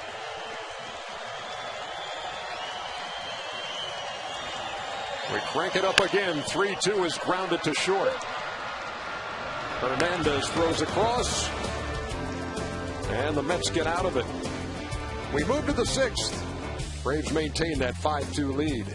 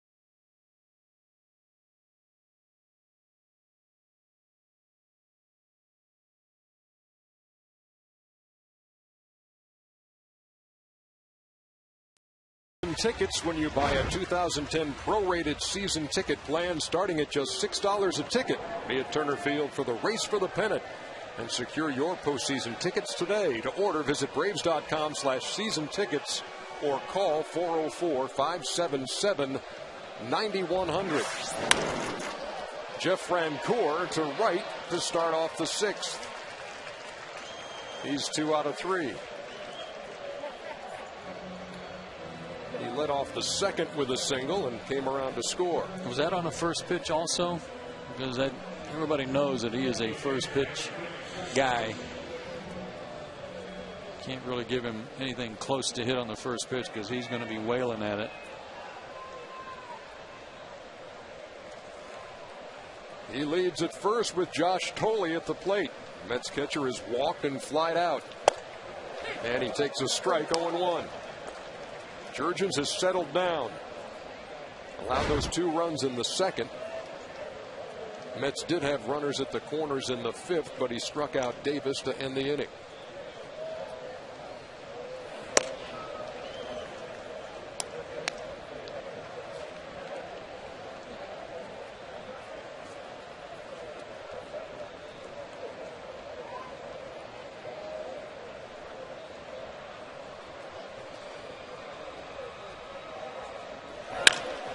That ball's pretty well hit to right. Hayward back. Leaping, and it's off the wall. Francoeur is at third. He's being waved. Here's the throw to the plate late. And Tolley stands at third. It's a 5-3 game.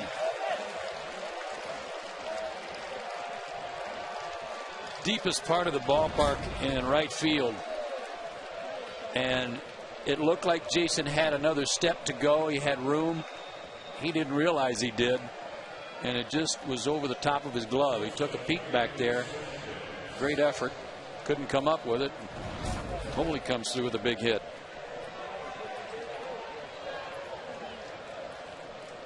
So he hits a tape measure homer yesterday. Triples off the wall here. Starting to play possum. Nobody going to believe when he says, hey, don't expect that from me. Andy doesn't run like a catcher. He runs like a converted first baseman.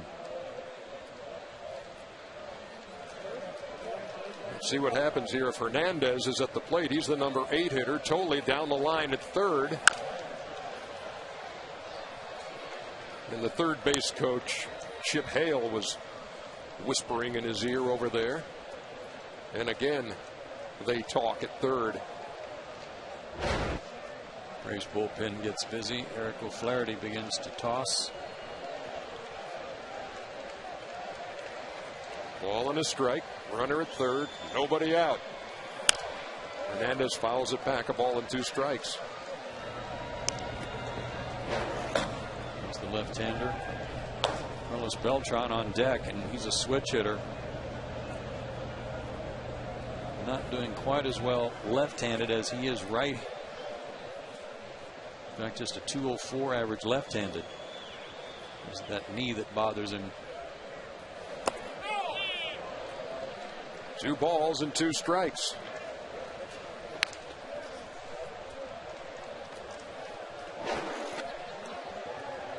Ground ball to second or short makes this a 1-run game.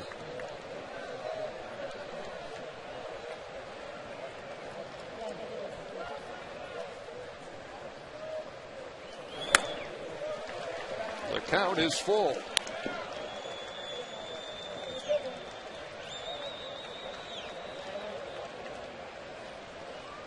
An 8 3-ball count for Jurgens tonight, and pitch 90, number 98 coming.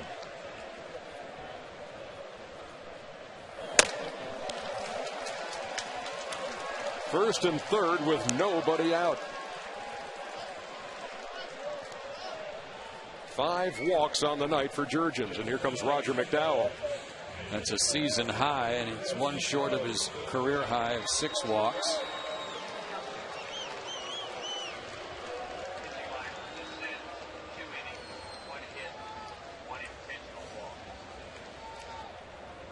So Carlos Beltran will come on to pinch hit.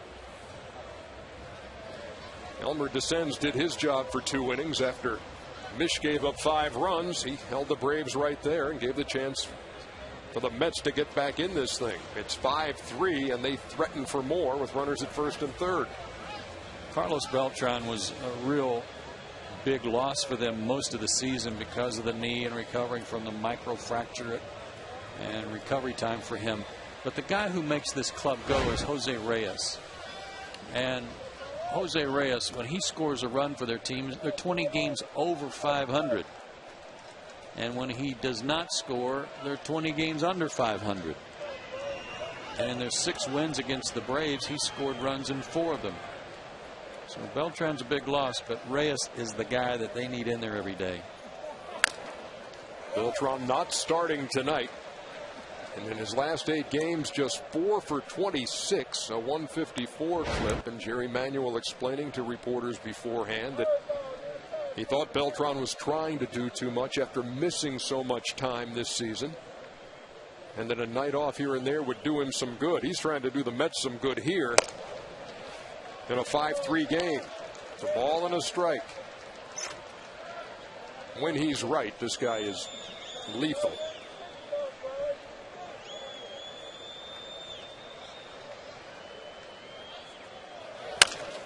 Tap to the mound. Jurgens has him hung up. He runs Tolley back. And now McCann applies the tag.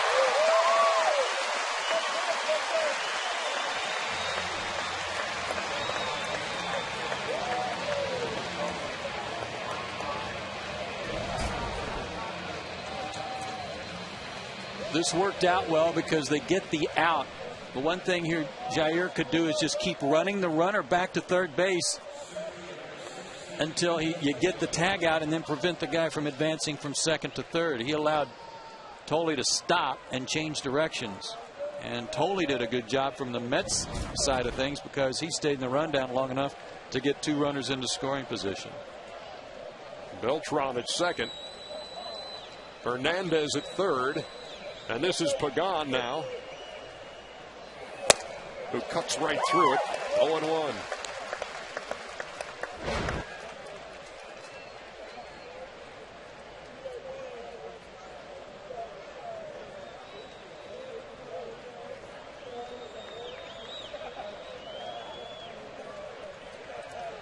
Base hit here could tie the game.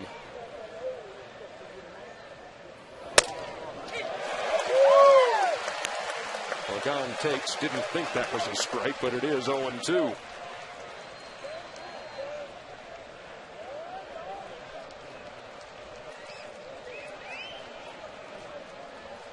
He's driven in 56 runs.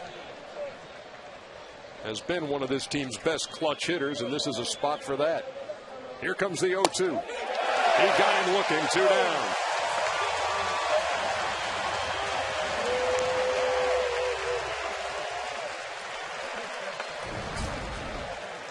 Eighth strikeout for Jair. Two-seamer to the outside corner. Had a little tailing action on it. Right at Brian McCann's target. Diced him up there.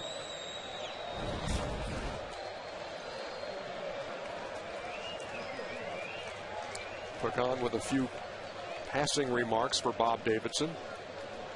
Did not cross the line, obviously. Yeah, better to do it in the dugout and not at home plate. It won't last long. So here's Castillo with 2 down and 2 on. He's sacrificed, grounded out, and walked in the 5th.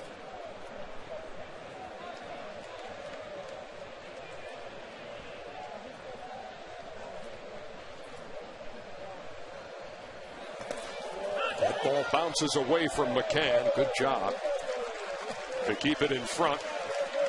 Didn't get far enough away for Hernandez to advance. Terrific play.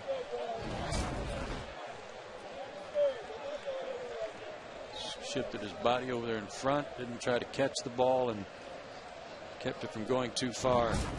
And so tough on a breaking pitch that bounces in front of the plate.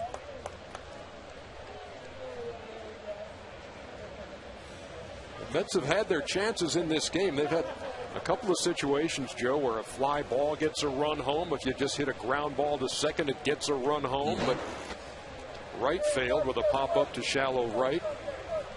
And that tapper to the mound. And strikeouts. Yep. 4 of his 8 have come with runners in scoring position.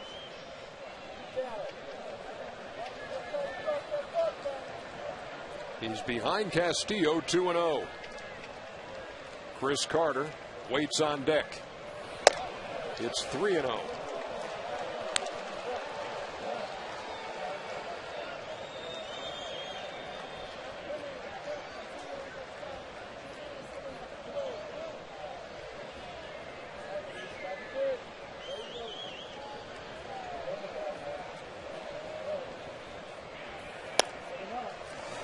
They are loaded. 6 walks for Jurgens.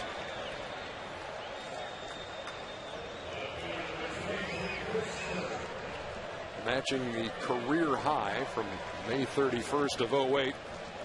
And Bobby's seen enough.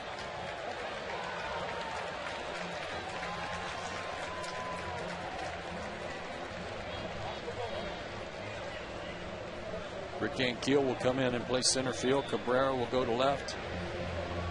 And the double switch will be made. The Braves lead, but the Mets have them loaded with 2 outs, and this call to the bullpen is brought to you by AT&T. Rethink possible.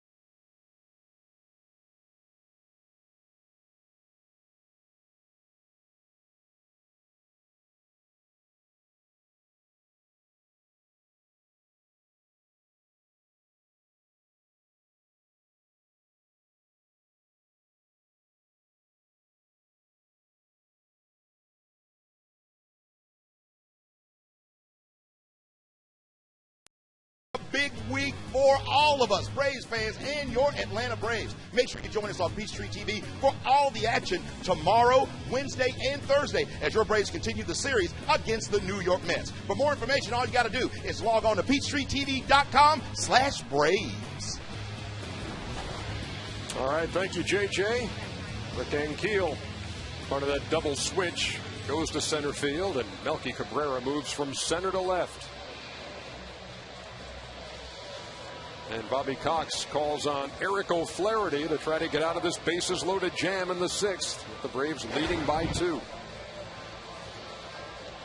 Eric's pitched really well since he came back from the disabled list.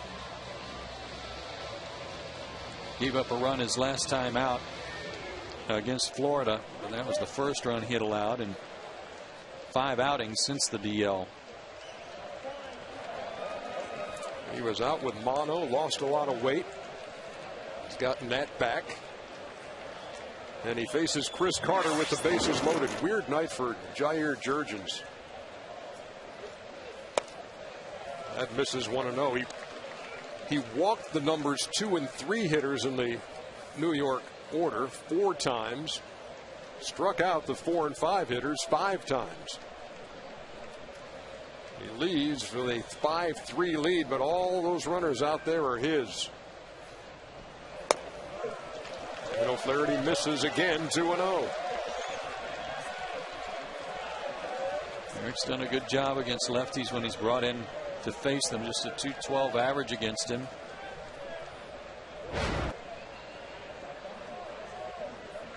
Going to have to battle back here against Carter. 2-0. That's over. 2 balls and a strike. David Wright looming on deck.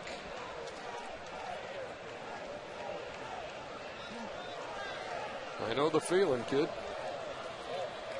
Here's the 2-1. That's over again. Count even at 2 balls and 2 strikes.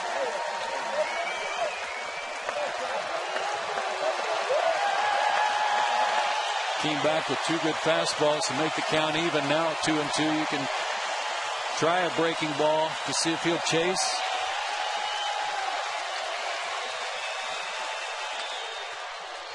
Fouled softly away.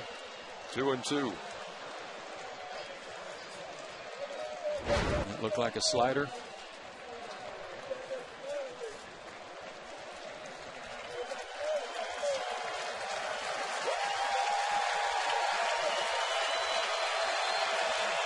Fans on their feet in the top of the 6th.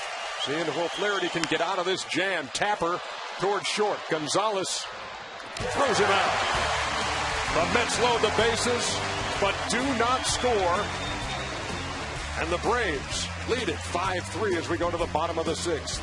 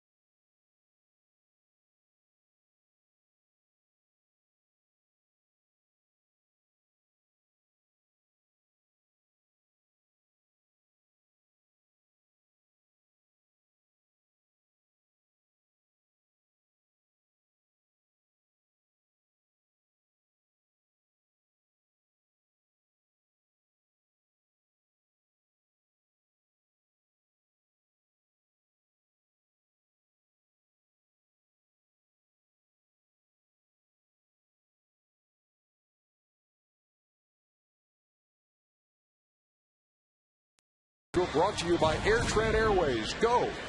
There's nothing stopping you. We got this entire series on Peachtree TV. Tuesday, Wednesday, and Thursday it continues. Friday at Florida on Sports South, along with the Saturday game. And then Fox Sports South has the Sunday game with the Marlins at 12:10 Eastern Time. And the Braves got out of a jam there in the top half of the sixth on a grounder to this guy, Alex Gonzalez, who leads off. Here are the changes for the Mets. Beltran stays in the game and plays center. Pagan moves from center to left. And Manny Acosta is the third New York pitcher. And another former Atlanta Brave. He's had a good year for them. 27 games, 218 average against him. The one thing about their bullpen is that it hasn't been overused lately. Talked about how in the month of August the Mets starters have worked 175 innings. That's the most innings by the starters in a staff in the National League coming in. But tonight Mish only went 3 innings, so everybody's got to chip in.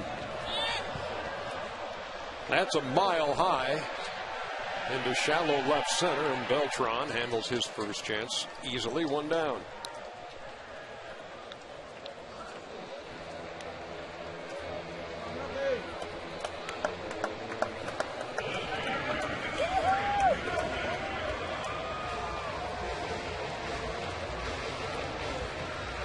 Manny Acosta's from Panama, as is Ruben Tejada, his teammate, the infielder. And nice gesture on their part. They spent a half hour on the phone talking to the Little League All-Stars from Panama who were in Williamsport at the Little League World Series. That ball is hit towards short hop, and Hernandez throws him out. 2 down. It's always a great sight, always fun to watch. Williamsport. I was fortunate enough to be there in '83 when East Marietta won with Mark Peixoto, the big star of that team. That was really that's like Disneyland for Little League there. I mean, it's just a totally different world. And such a highlight of so many kids' lives when they get a chance to go there and play. Well, the Georgia team represented themselves very well again this year. Rick Ankiel hit that ball sharply into right. Francoeur over, and he hustles it in. Francoeur leads the National League with 10 outfield assists. You don't want to test that arm. Ankiel made a big turn. He hit that ball sharply. He did. He turned on it beautifully. And if there's a time where you do want to test it, it's with 2 outs to try to get into scoring position. He had thoughts of it. Went about halfway and stopped. Here's Omar Infante. See if the Braves can do what they did in the second inning. A rally with 2 outs that started the same way. Gonzalez and Cabrera at that point were retired. And Jurgen singled, Infante singled, and then Hayward homered. There, Gonzalez and Cabrera made the first 2 outs. Ankiel singles, and stage is set for Infante with Hayward on deck.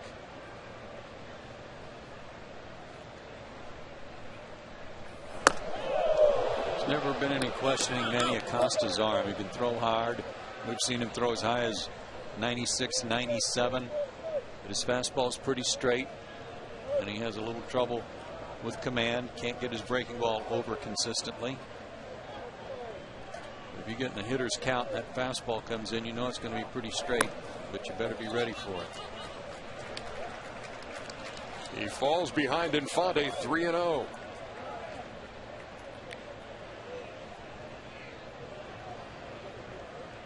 Five runs, 10 hits for the Braves, 3 runs on 6 hits for New York. We're in the bottom half of the 6th inning. And here comes the 3-0. And here comes Jason Hayward with runners at first and second.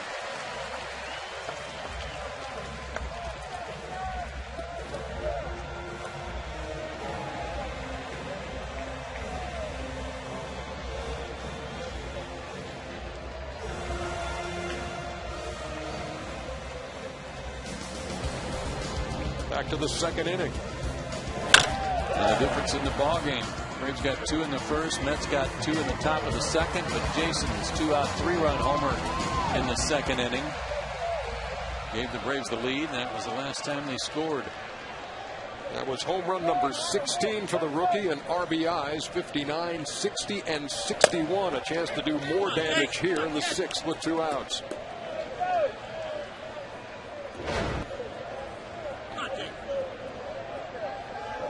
This great tear he's been on as his average up to 275.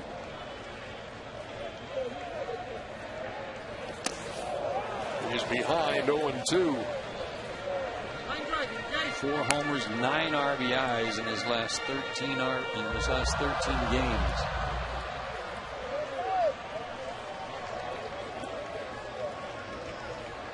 Well, he's got the jersey with the autograph.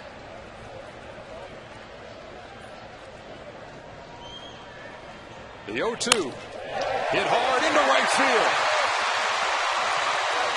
Francoeur with the throw to the plate late. And the Braves lead it 6-3.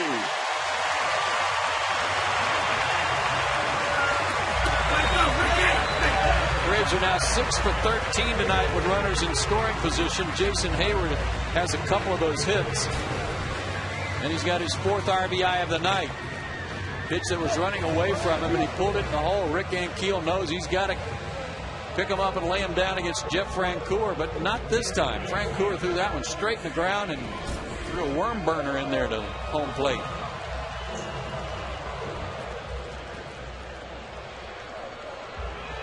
Francoeur calling for time. There's something on the ground in the outfield. Now how that winds up out here is mysterious and stupid.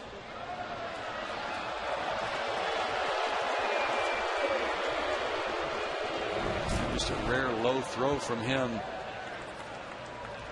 Didn't get much on it. He had to go to his left some to get that, though.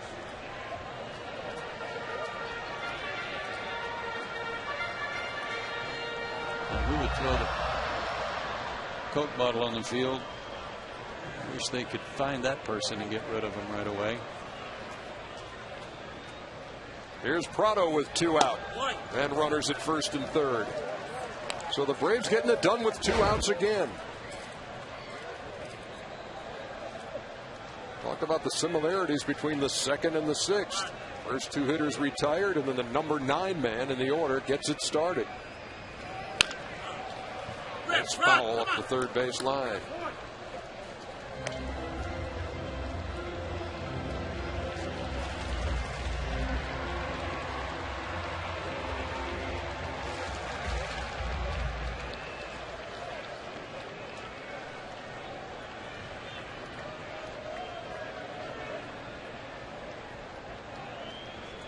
Prado was 1 out of 3. Singled his last time. Totally made a nice stop on that with a runner at third. And it's 2-1. And that was a good play. Saved a run, kept another runner from getting into scoring position. Picking up more bat splinters.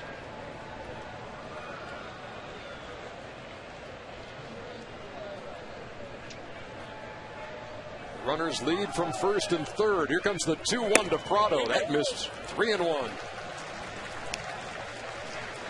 Eric Lee on deck.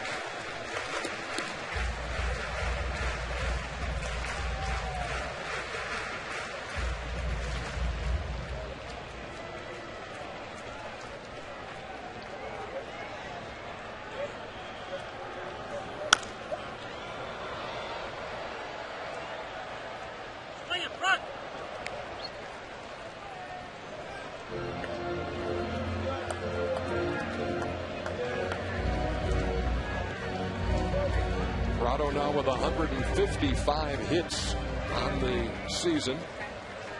Depending on what Albert Pujols does for St. Louis, gives him the National League lead. His home average of .362, number 2 in the National League coming into this one. RBI opportunity for him. You're up for the fastball again. Just did stay alive. 3-2. I don't know what that was. I don't know if he cut that fastball or not, but that was not his four-seamer. And it looked like ball 4. Oh, he's a slider and a hanger at that.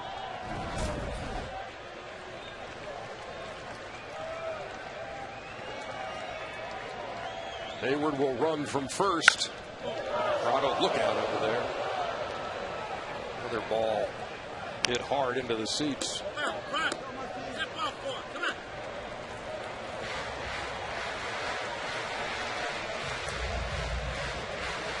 Now, I misspoke earlier when I said the Braves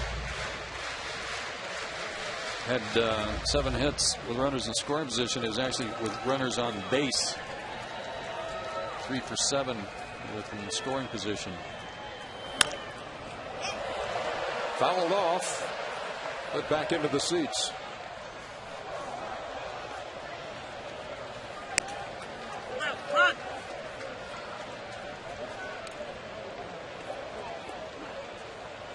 Martin can hang with you all you want throwing that high fastball. He'll foul it off. You get one just a little bit lower than high, and he'll crush it. Best high fastball hitter on the team.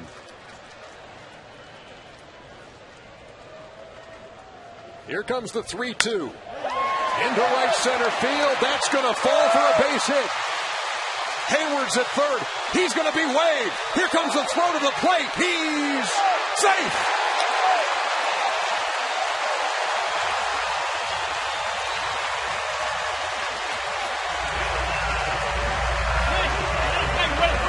Hayward running with the pitch. Scores from first. It's a thing of beauty, isn't it? And again, he just can't throw his slider consistently to a good spot. And Jason Hayward, here comes the hay train, and don't think for a second that Josh Tolley doesn't know it. Not in a big hurry to block home plate, as you see, and that allowed Jason to get his hand in there.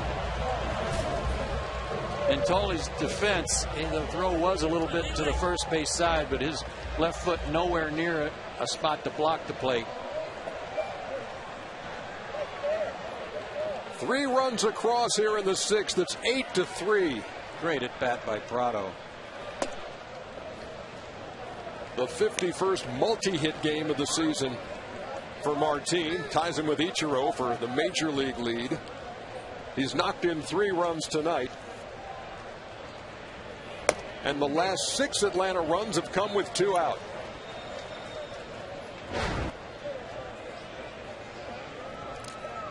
Just 2 nights ago against Florida, he knocked in 5 runs. I think he's acclimating to this 3 spot. That ball gets away. Prado into scoring position.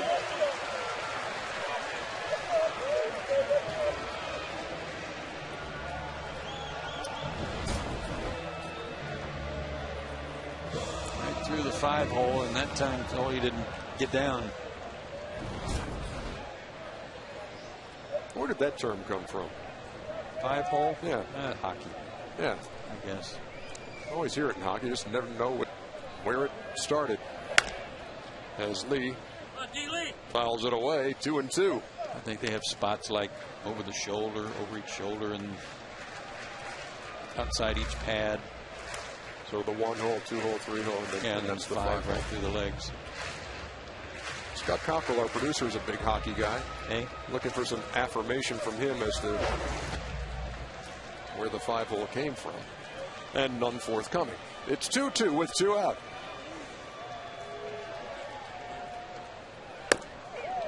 And he got him looking. But the Braves do some damage here in the 6th, all with 2 outs. Jason Hayward gets in on the act. And so does Martin Prado, with Jay Hay in ahead of the tag.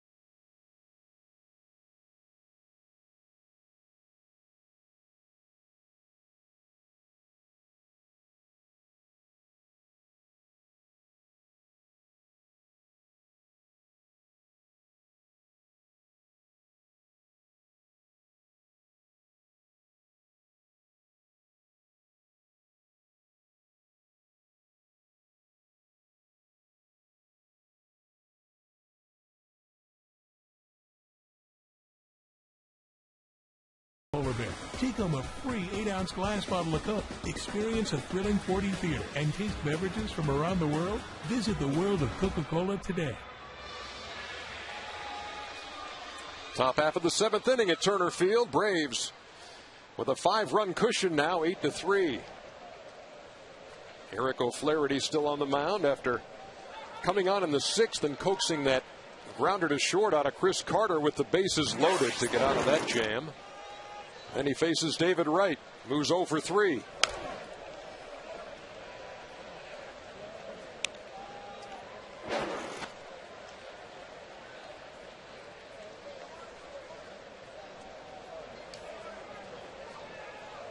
You see that number on the 4-5 hitters for New York against Jair Jurgens. And the one at bat where they didn't strike out was David Wright coming up in the 5th inning with runners at 1st and 3rd and 1 out, and he popped to 2nd. He leads off here in the 7th, and he's behind 0-2. O'Flaherty to the plate, and he got him. Tell you what, Eric O'Flaherty's dealing. Good back foot slider here, right over the top of it.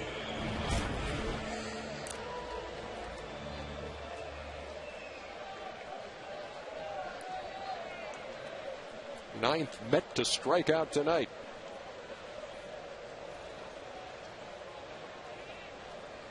If he gets Davis here, you can get him fitted for the sombrero. Forget that. That's in the gap, and that'll be 2 for Davis.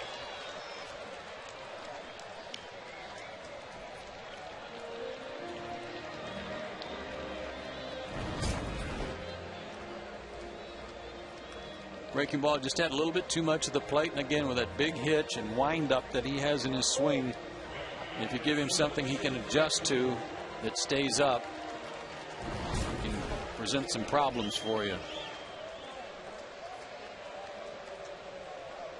Now here's Jeff Francoeur, who always has a couple of words for his buddy Brian McCann, the Atlanta catcher. Just don't throw him anything close to first pitch.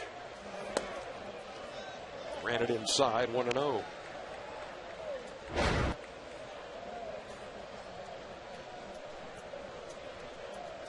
Jeff is 2 out of 3, and he's scored 2 of the 3 New York runs. That shouldn't be a problem for Rick Ankiel, who makes the play in shallow right center.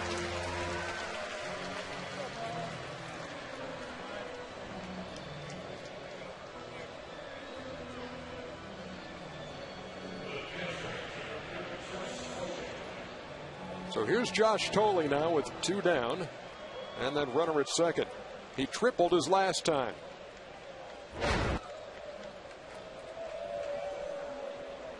And then as the Mets threatened to tighten up this game, he was caught in a rundown between 3rd and home and thrown out. And look at that play by Melky Cabrera on the run to end the inning. That saved a run. It's time to stretch.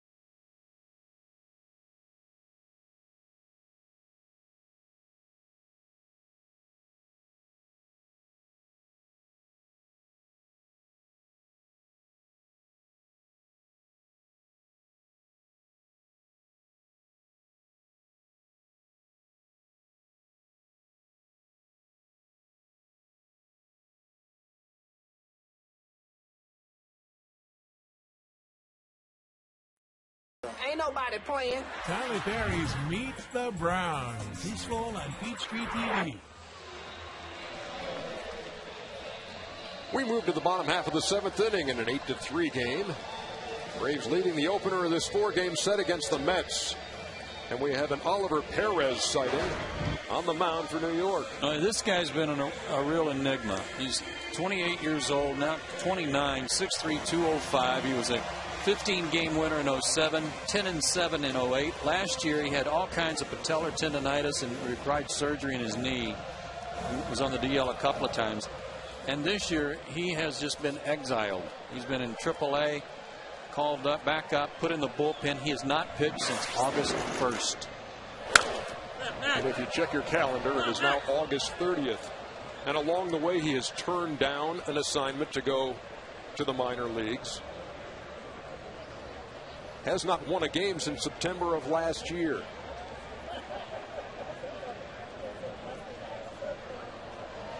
And the Mets are 1-13 in games in which he has appeared, and he's just given up a leadoff home run to Brian McCann. Crossed.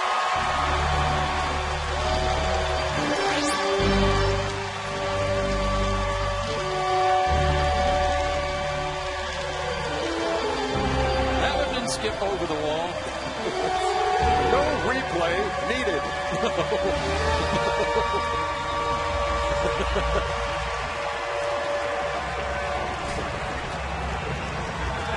My, oh my.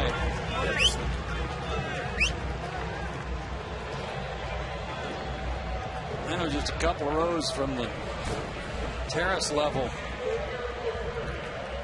Home run number 19, RBI number 70.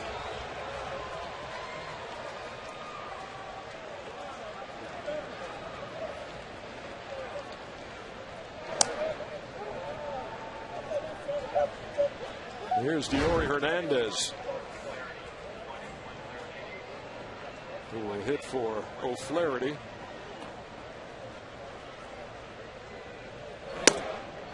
He might stay in the game and give Alex Gonzalez the rest of the night off. We'll wait to see on that.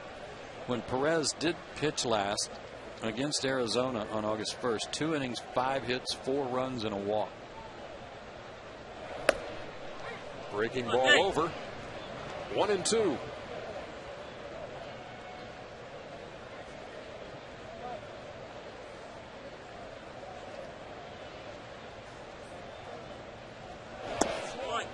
He checked, and it's 2 balls and 2 strikes.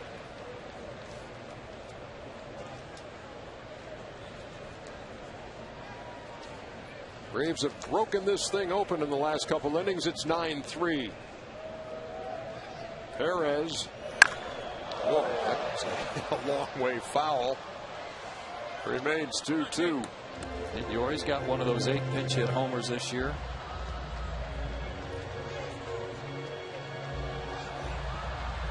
It was the second career homer for McCann off Oliver Perez.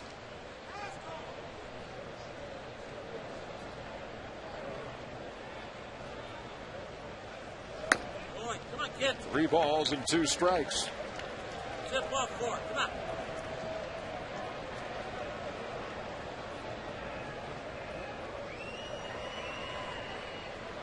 Here's Gonzalez on deck. Nobody out here in the bottom of the 7th. Brian McCann, a leadoff homer. And Diori stays in there, 3-2. Remember, this guy was a free agent a couple of years ago, and nobody really rushed to sign him because he's just hot and cold. He can throw a 3-hit shutout at you, and he can go 2 1/3 innings and give up 7 runs and 8 walks.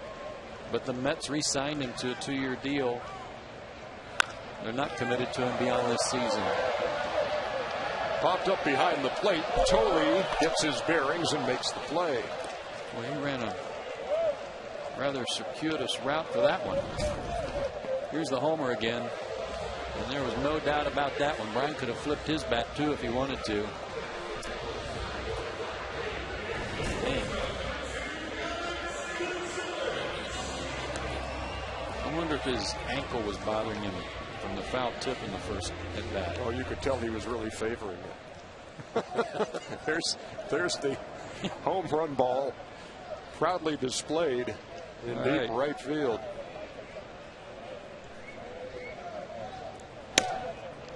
Gonzalez looks at a breaking pitch, 1-0. 13 hits for the Braves. They lead at 9-3. Come on, guys. Come on, kid.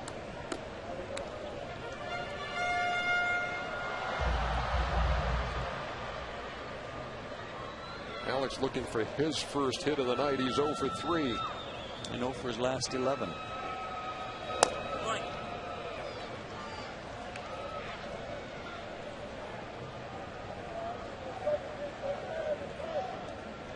Makes you wonder what it's like in that clubhouse with a guy like Perez in there when he refuses an assignment, when he's rarely used, when he's given up runs in 6 of the 8 relief appearances he has appeared in.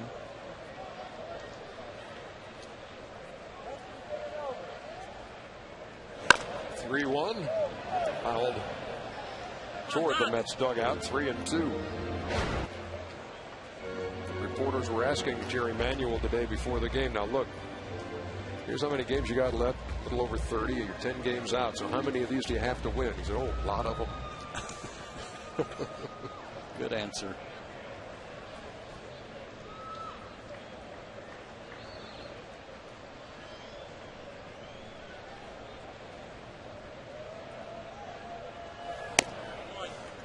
Breaking pitch missed. 1-out walk to Gonzalez. It kind of goes to that old adage of, okay, you got 30 games left. How many you need to win?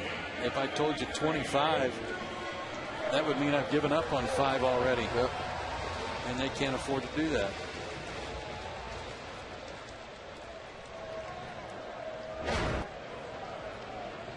The Mets, like the Braves, coming in with 32 games to go. New York 8 games out in the wild card race, 10 games out in the East.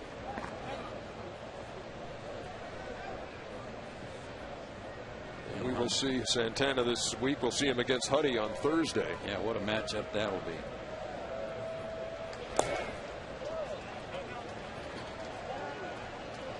And now Perez is going to get a visit from his catcher and his second baseman.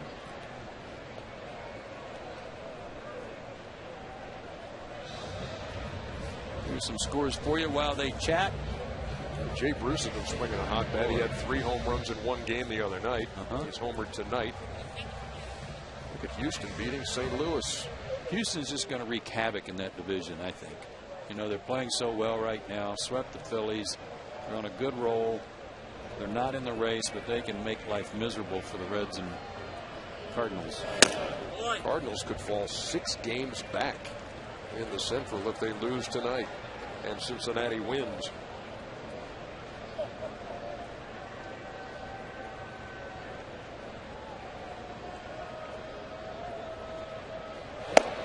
Just a crushing defeat yesterday for the Marlins. They came in here playing well, had designs, especially after winning the first game, of doing some damage here and getting back in the hunt in the National League East. So a horrible loss for them. And they go home tonight and they're in a rain delay with Washington, of course. They haven't started that game yet. Melky cut right through that. It's 3-2. These were the standings coming in. Philadelphia playing in Los Angeles later tonight. Jerry Manuel's Mets 10 games back. They got out of the All-Star break on the road with a terrible trip, 2-9, and have never recovered. That's grounded to first. Nice backhand stop by Davis. And the tag play at second. He throws it away. And Gonzalez will move to third. There was really no reason to throw that ball. I know he's a rookie, but he's played enough games now that you can't really blame it on this. Blame it on being a rookie. There was no play there. He'll suck up an error because of it. Here's Rick Ankiel, who singled sharply to right his last time. Came on as part of the double switch. Did not start tonight. Now playing center field as Cabrera moved to left. Phillies have Roy Halladay on the mound tonight, trying to extend their winning streak out west.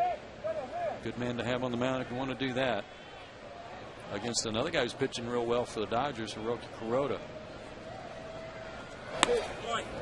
Phillies are not hitting. All right, I mean, they're winning, and they won the game in extra innings after the balk on Friday night. Then 3 hits Saturday and they win. 3 hits Sunday and they win. Getting some clutch hitting from Jimmy Rollins, Shane Victorino. Ricky. And that's going to go away. Yeah, nice breaking ball there. 2 balls and 1 strike. Yeah, they stumbled at home against the Astros. And then you think about that trip to San Diego and you say, well, they're pitching out there. And again, didn't score a lot, didn't have to. Their pitching was up to it. Hamels looked great out there. Come on, Ricky. And Keel ahead 3-1. Go ahead, Cole's Joe. had a tough year record-wise, but he seems to be pitching his best baseball of the year at the right time. And Roy Oswalt has looked good. I'm telling you, when you get into the postseason, you get into a short series too like that. You trot those 3 guys out as Ankiel walks with 2 outs. You're going to face Halladay and Hamels and Oswalt. You think about that with all the contending teams, though, and every team has a big 3, let's say, with St. Louis having Wainwright, Carpenter, Garcia. Giants, certainly, even though Tim Lincecum's had a horrible month of August, you were to run into the Giants with Sanchez, Lincecum, Kane, or Zito. Take your pick of one of those 3, or any of those 3. The Reds, too. Cueto, Volquez. Well, Leak has been effective this year for them. Well, he just went on the DL, though. The Bronson Arroyo's had a great year.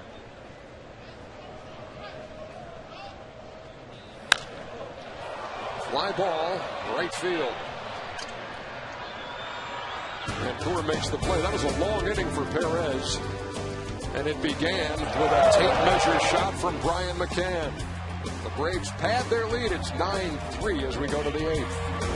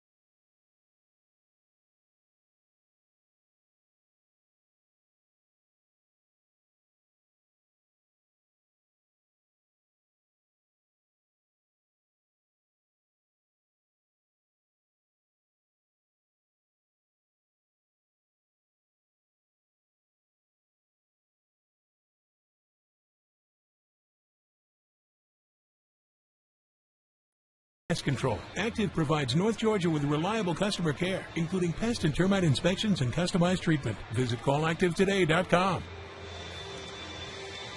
Top half of the 8th at Turner Field. Braves leading 9-3. And their third pitcher of the night, Kyle Farnsworth on the mound. Coming over from Kansas City.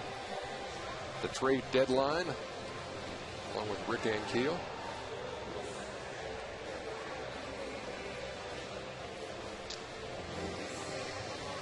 Jurgens started when 5 2/3. Eric O'Flaherty an inning in the third, allowing 1 hit, no runs. And got out of a bases loaded jam, so O'Flaherty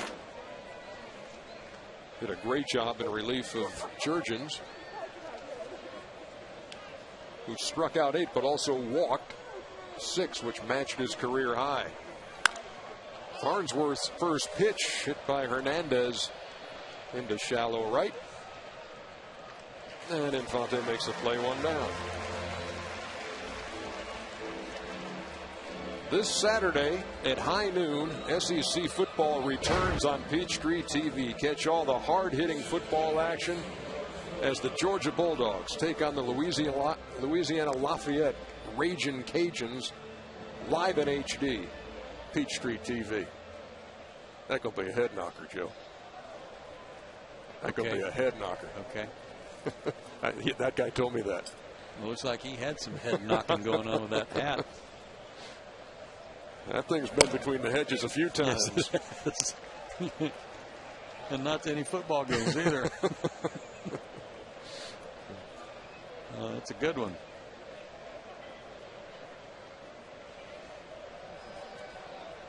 Carlos Beltran. Is it against the Raging Cajuns that years ago Coach Dooley might say, you know, I think they have a fine punter? You know what? This is probably not the time or the place for it, but I'll try to work in my favorite Vince quote from my days as a news reporter, sports reporter at WSB here in Atlanta. Because Vince was as you know, the king of building up the opponents. Right. Georgia was getting ready to play VMI. Vince said their special teams get on and off the field quicker than anybody I've seen. We'll have to be aware or we'll be penalized. So that was Vince's big concern going into the VMI game. And I've told that in Vince's presence before, so it's not like this is anything earth-shattering. But it got to the point where I was holding the mic and I was just biting my tongue because he said this was, last year they're probably one of the finest 3-9 teams I've ever seen. There was only one, Vince Dooley. As Beltran reaches out and slaps one in the left. And he will dig for second. That's his stand-up double with 1 out here in the 8th. And he did just reach out and slap that one. See if it even had the plate.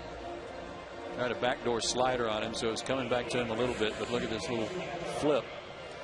U.S. Open started today, and any of the male tennis players would have been happy with that spin on that question. Now here's Pagan.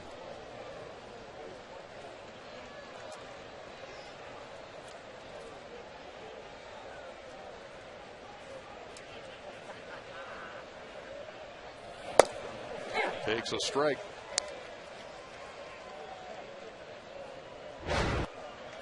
For Beltran, a rare hit in what's been a 4-for-27 skid. He's out there at second in a 9-3 game with 1 out. Pagan is 1 out of 4. See, and this didn't work out quite the way Jerry Manuel had hoped. When he pinch hit Beltran back in the 6th inning, and the Mets already had a run in, they'd gotten within 2. It was 5-3. So he leaves him in the game, and now all of a sudden it's 9-3. He was trying to give him a day off. And now they're down by 6, and he's got to finish the game.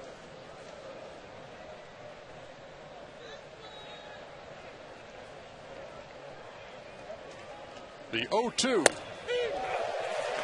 And there's a punch out for Farnsworth. Remember earlier tonight, Pagan had a problem with Bob Davidson's calls. Well, don't think for a minute that Bob didn't remember that. Take a look.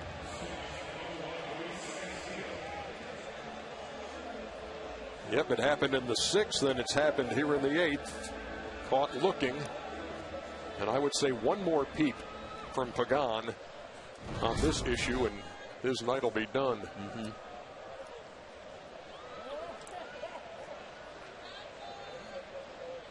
Anyone who will listen. Here's Castillo with 2 out. And at 96, it's 0-1. They've left 10 men on base tonight.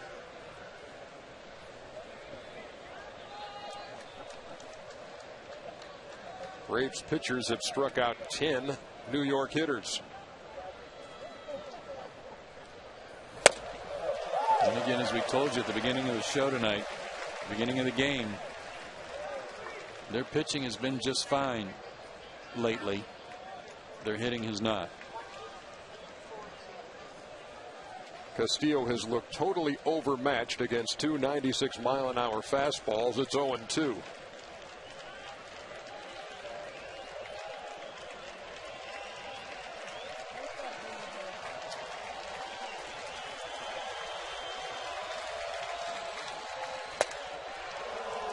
And that 96-mile-an-hour fastball outside.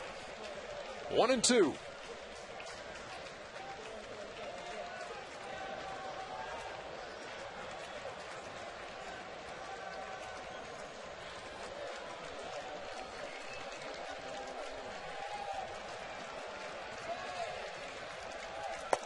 That's high octane, and another strike 3 called. We go to the bottom of the 8th. 9-3.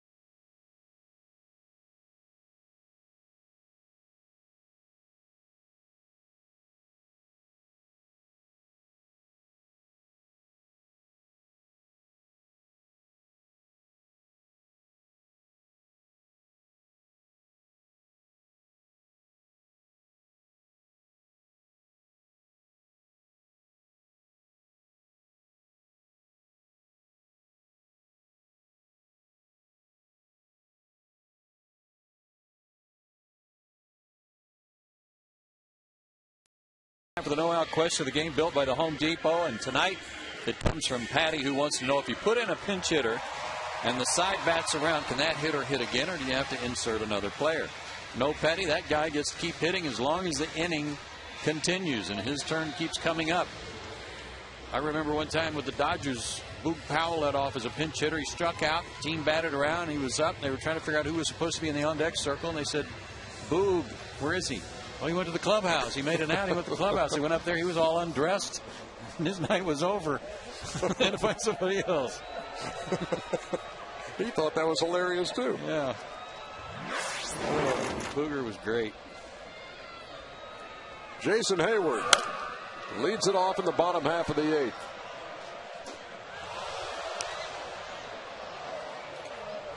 Ryota Igarashi on in relief.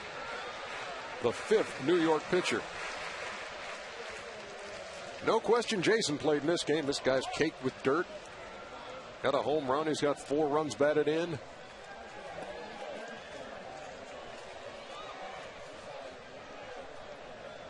That dirt the result of a headfirst slide as he scored all the way from first. On a base hit in the 6th. The 3-run homer was huge. That trip around the bases on a single, scoring from first on a single, was worth the price of admission tonight.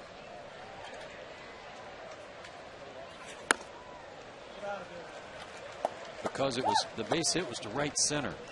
Wasn't like it was a long single down the right field line where you don't want to run on Francoeur and he's kind of got a long way to go get the ball. It was into right center. He was running on a 3-2 pitch as Prado delivered the RBI. Jason's knocked in 4 runs, Prado 3.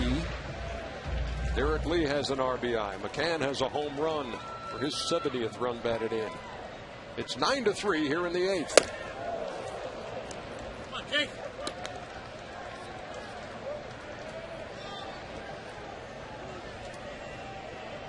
Three more outs to post a W before the Phillies even get started. That's a great thing.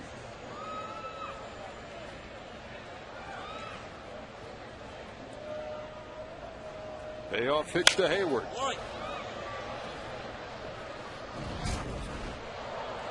Here's that base hit. Beltran went over to get it in right center. Jason never hesitated. Brian Snitker never hesitated. Totally decided maybe it'd be a good idea not to try and block the plate with the hay train coming. The swipe tag didn't get him.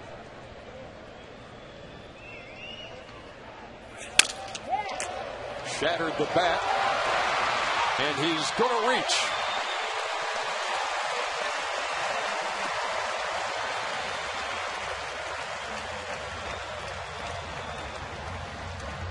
It's a base hit for Hayward, his 4th of the night. And this play by Castillo might have gotten a lot of base runners, but not Jason. He's too fast down the line and around the sacks. What a way to start the week, huh? 4 out of 5 with a home run, 4 batted in, scored 3 times, and then J.A. with a bluff at first.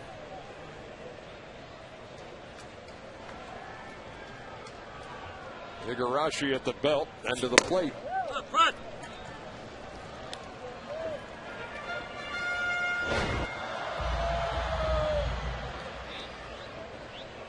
Igarashi pitched 11 seasons with the Yakult Swallows of the Japanese Central League. Every time I think about that team, I think about Bob Horner. That's where he played.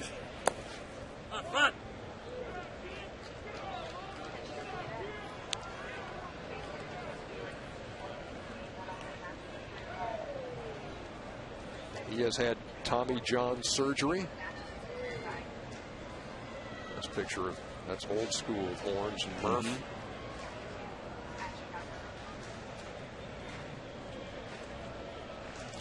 His Tommy John surgery came in December of 06. Missed the entire 2007 season.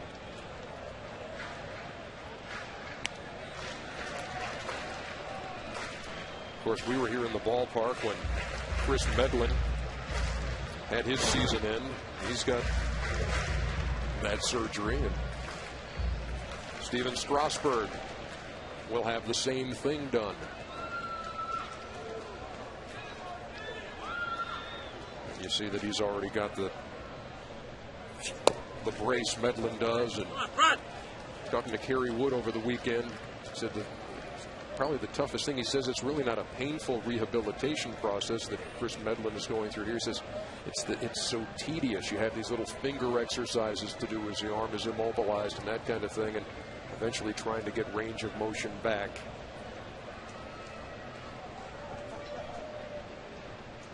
The 2-2. Chris Medlin got a dressing down today in the clubhouse. From somebody we know. By one of your other partners. And a partner of yours, yes.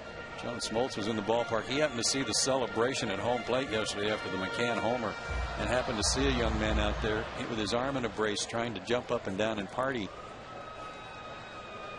And was told, no, no, young man. Stick to doing this. Sunflower seeds on the bench.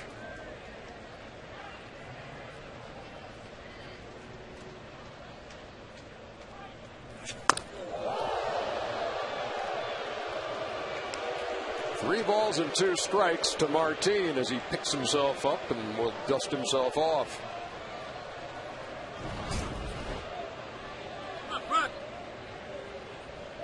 Buzzing the tower. But fortunately not that close. Just close enough to make you flinch and get out of the way. Fortunately for Martin, it wasn't a chin scraper.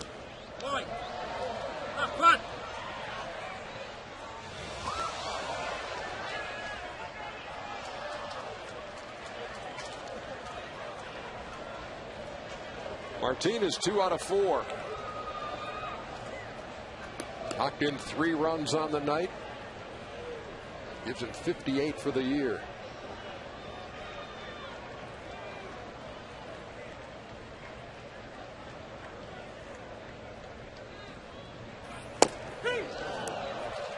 And Bob Davidson punches him out for the first out of the 8th.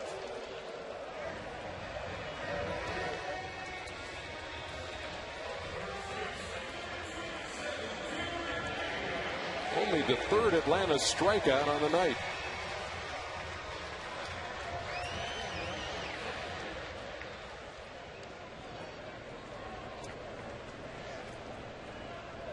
Lee struck out in the 6th, McCann in the 1st. Here's Derek with 1 down in the 8th.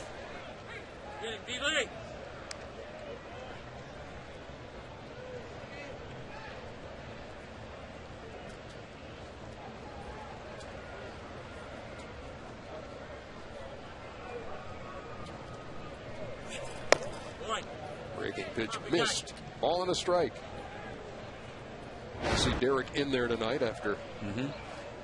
It's not really an oblique problem. He says he's never had one of those. Doesn't really know what that feels like. There was just discomfort in the side. And he's gone the whole way tonight. Rounded to short. There's 1 and there is 2. And that does it for the Braves in the 8th. We head to the 9th. The lead is 6.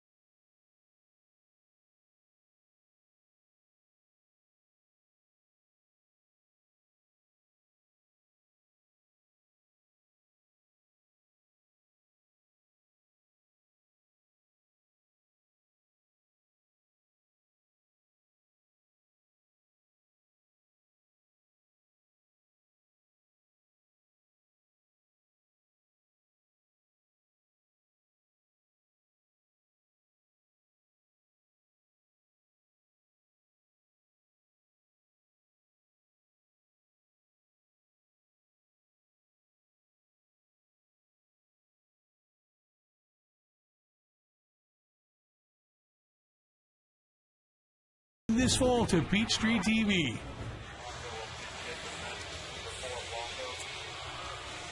Well, we make our way to the top half of the ninth inning. Not a save situation, but Billy Wagner on. The Braves leading 9-3. Just a place to stay sharp. Come in and get some work. And against his former ball club.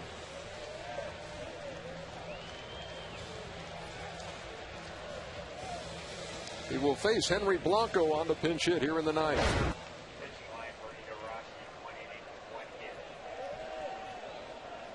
You'll see Blanco behind the plate for sure on Thursday when Johan Santana pitches against Tim Hudson. A lot of former Braves in this game. Every time you turn around, Joe.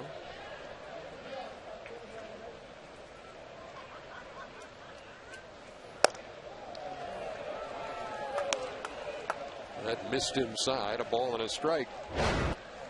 David Wright on deck.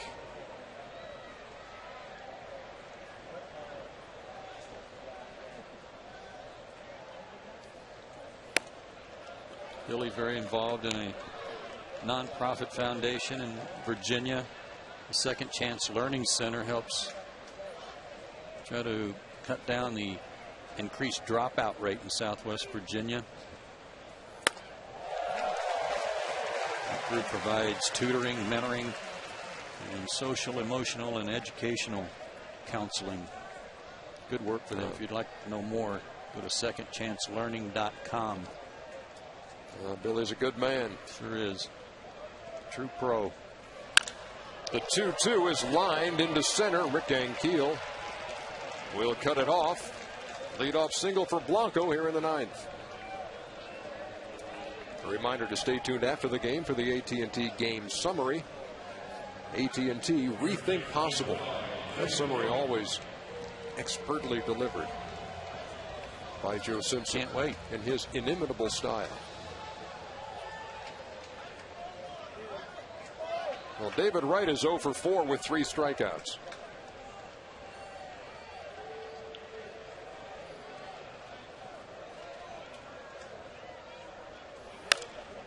Howell's that first pitch back 0-1.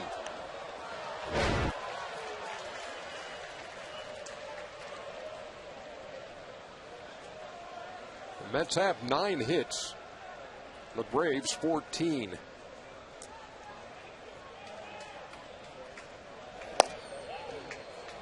One and one. These two guys were very good friends while teammates in New York. I believe they lockered near each other and very close. And both from Virginia.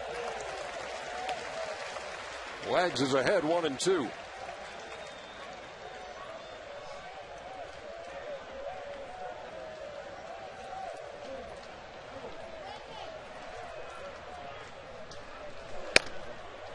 Anyone that's been following the Braves this year and follows them closely and has watched Billy Wagner and the way he's gone about his business and how well he's pitched, they just keep talking to him like, you're really going to quit? You're really going to retire? Tapper over the mound. Nice play. Infante gets the force and then dropped the ball on the transfer. Really not a double play ball, but they get the lead runner. No, he has stayed true to that, Joe.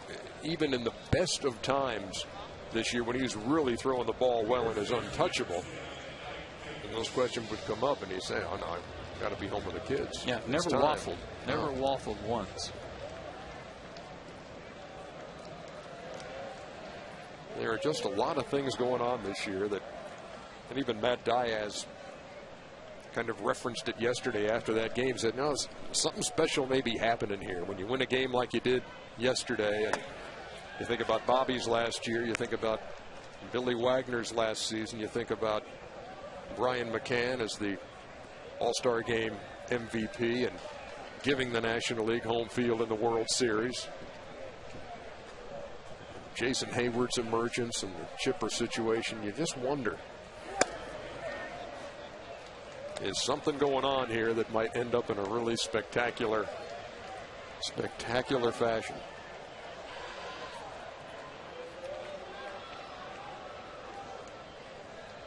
Two and 0 to Ike Davis with a runner at first and one out here in the ninth. And that should be the second out as Martin Prado wraps it up in foul territory.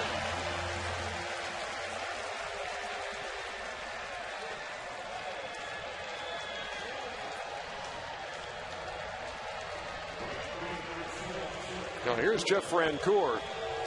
Jogged the memory bank a little bit, and he came up with a big home run off of Billy Wagner here in this ballpark. But I don't think he's got a 6-run homer in the bag. Yeah, it was an opposite field homer, too. 97 on that pitch.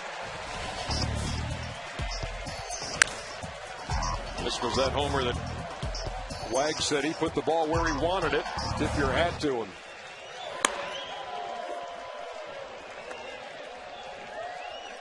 Yeah, it's not often you see Jeff hit the ball the other way like that. He's mostly center field and around for his power around the left.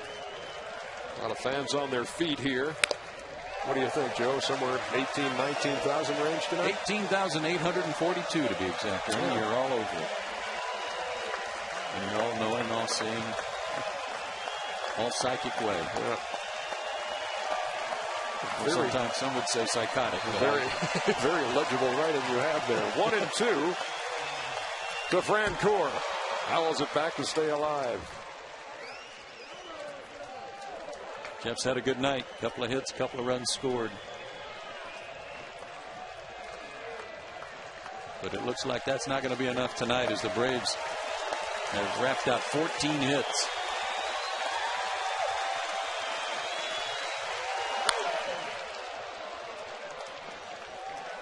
Looking for win number 76 to go 21 games over 500. And go to 47 and 18 at home. Amazing. A lot of fastballs to Francoeur. How about that back foot slider? There. And there you go. Thank you very much. Billy Wagner closes the door on the New York Mets as the Braves take the opener of this 4-game series. The Philadelphia Phillies did not score in their half of the first in L.A. They're just underway. Go home and watch that one on TV and see if the Braves build on their 2-game lead in the East. Back to wrap it up after this.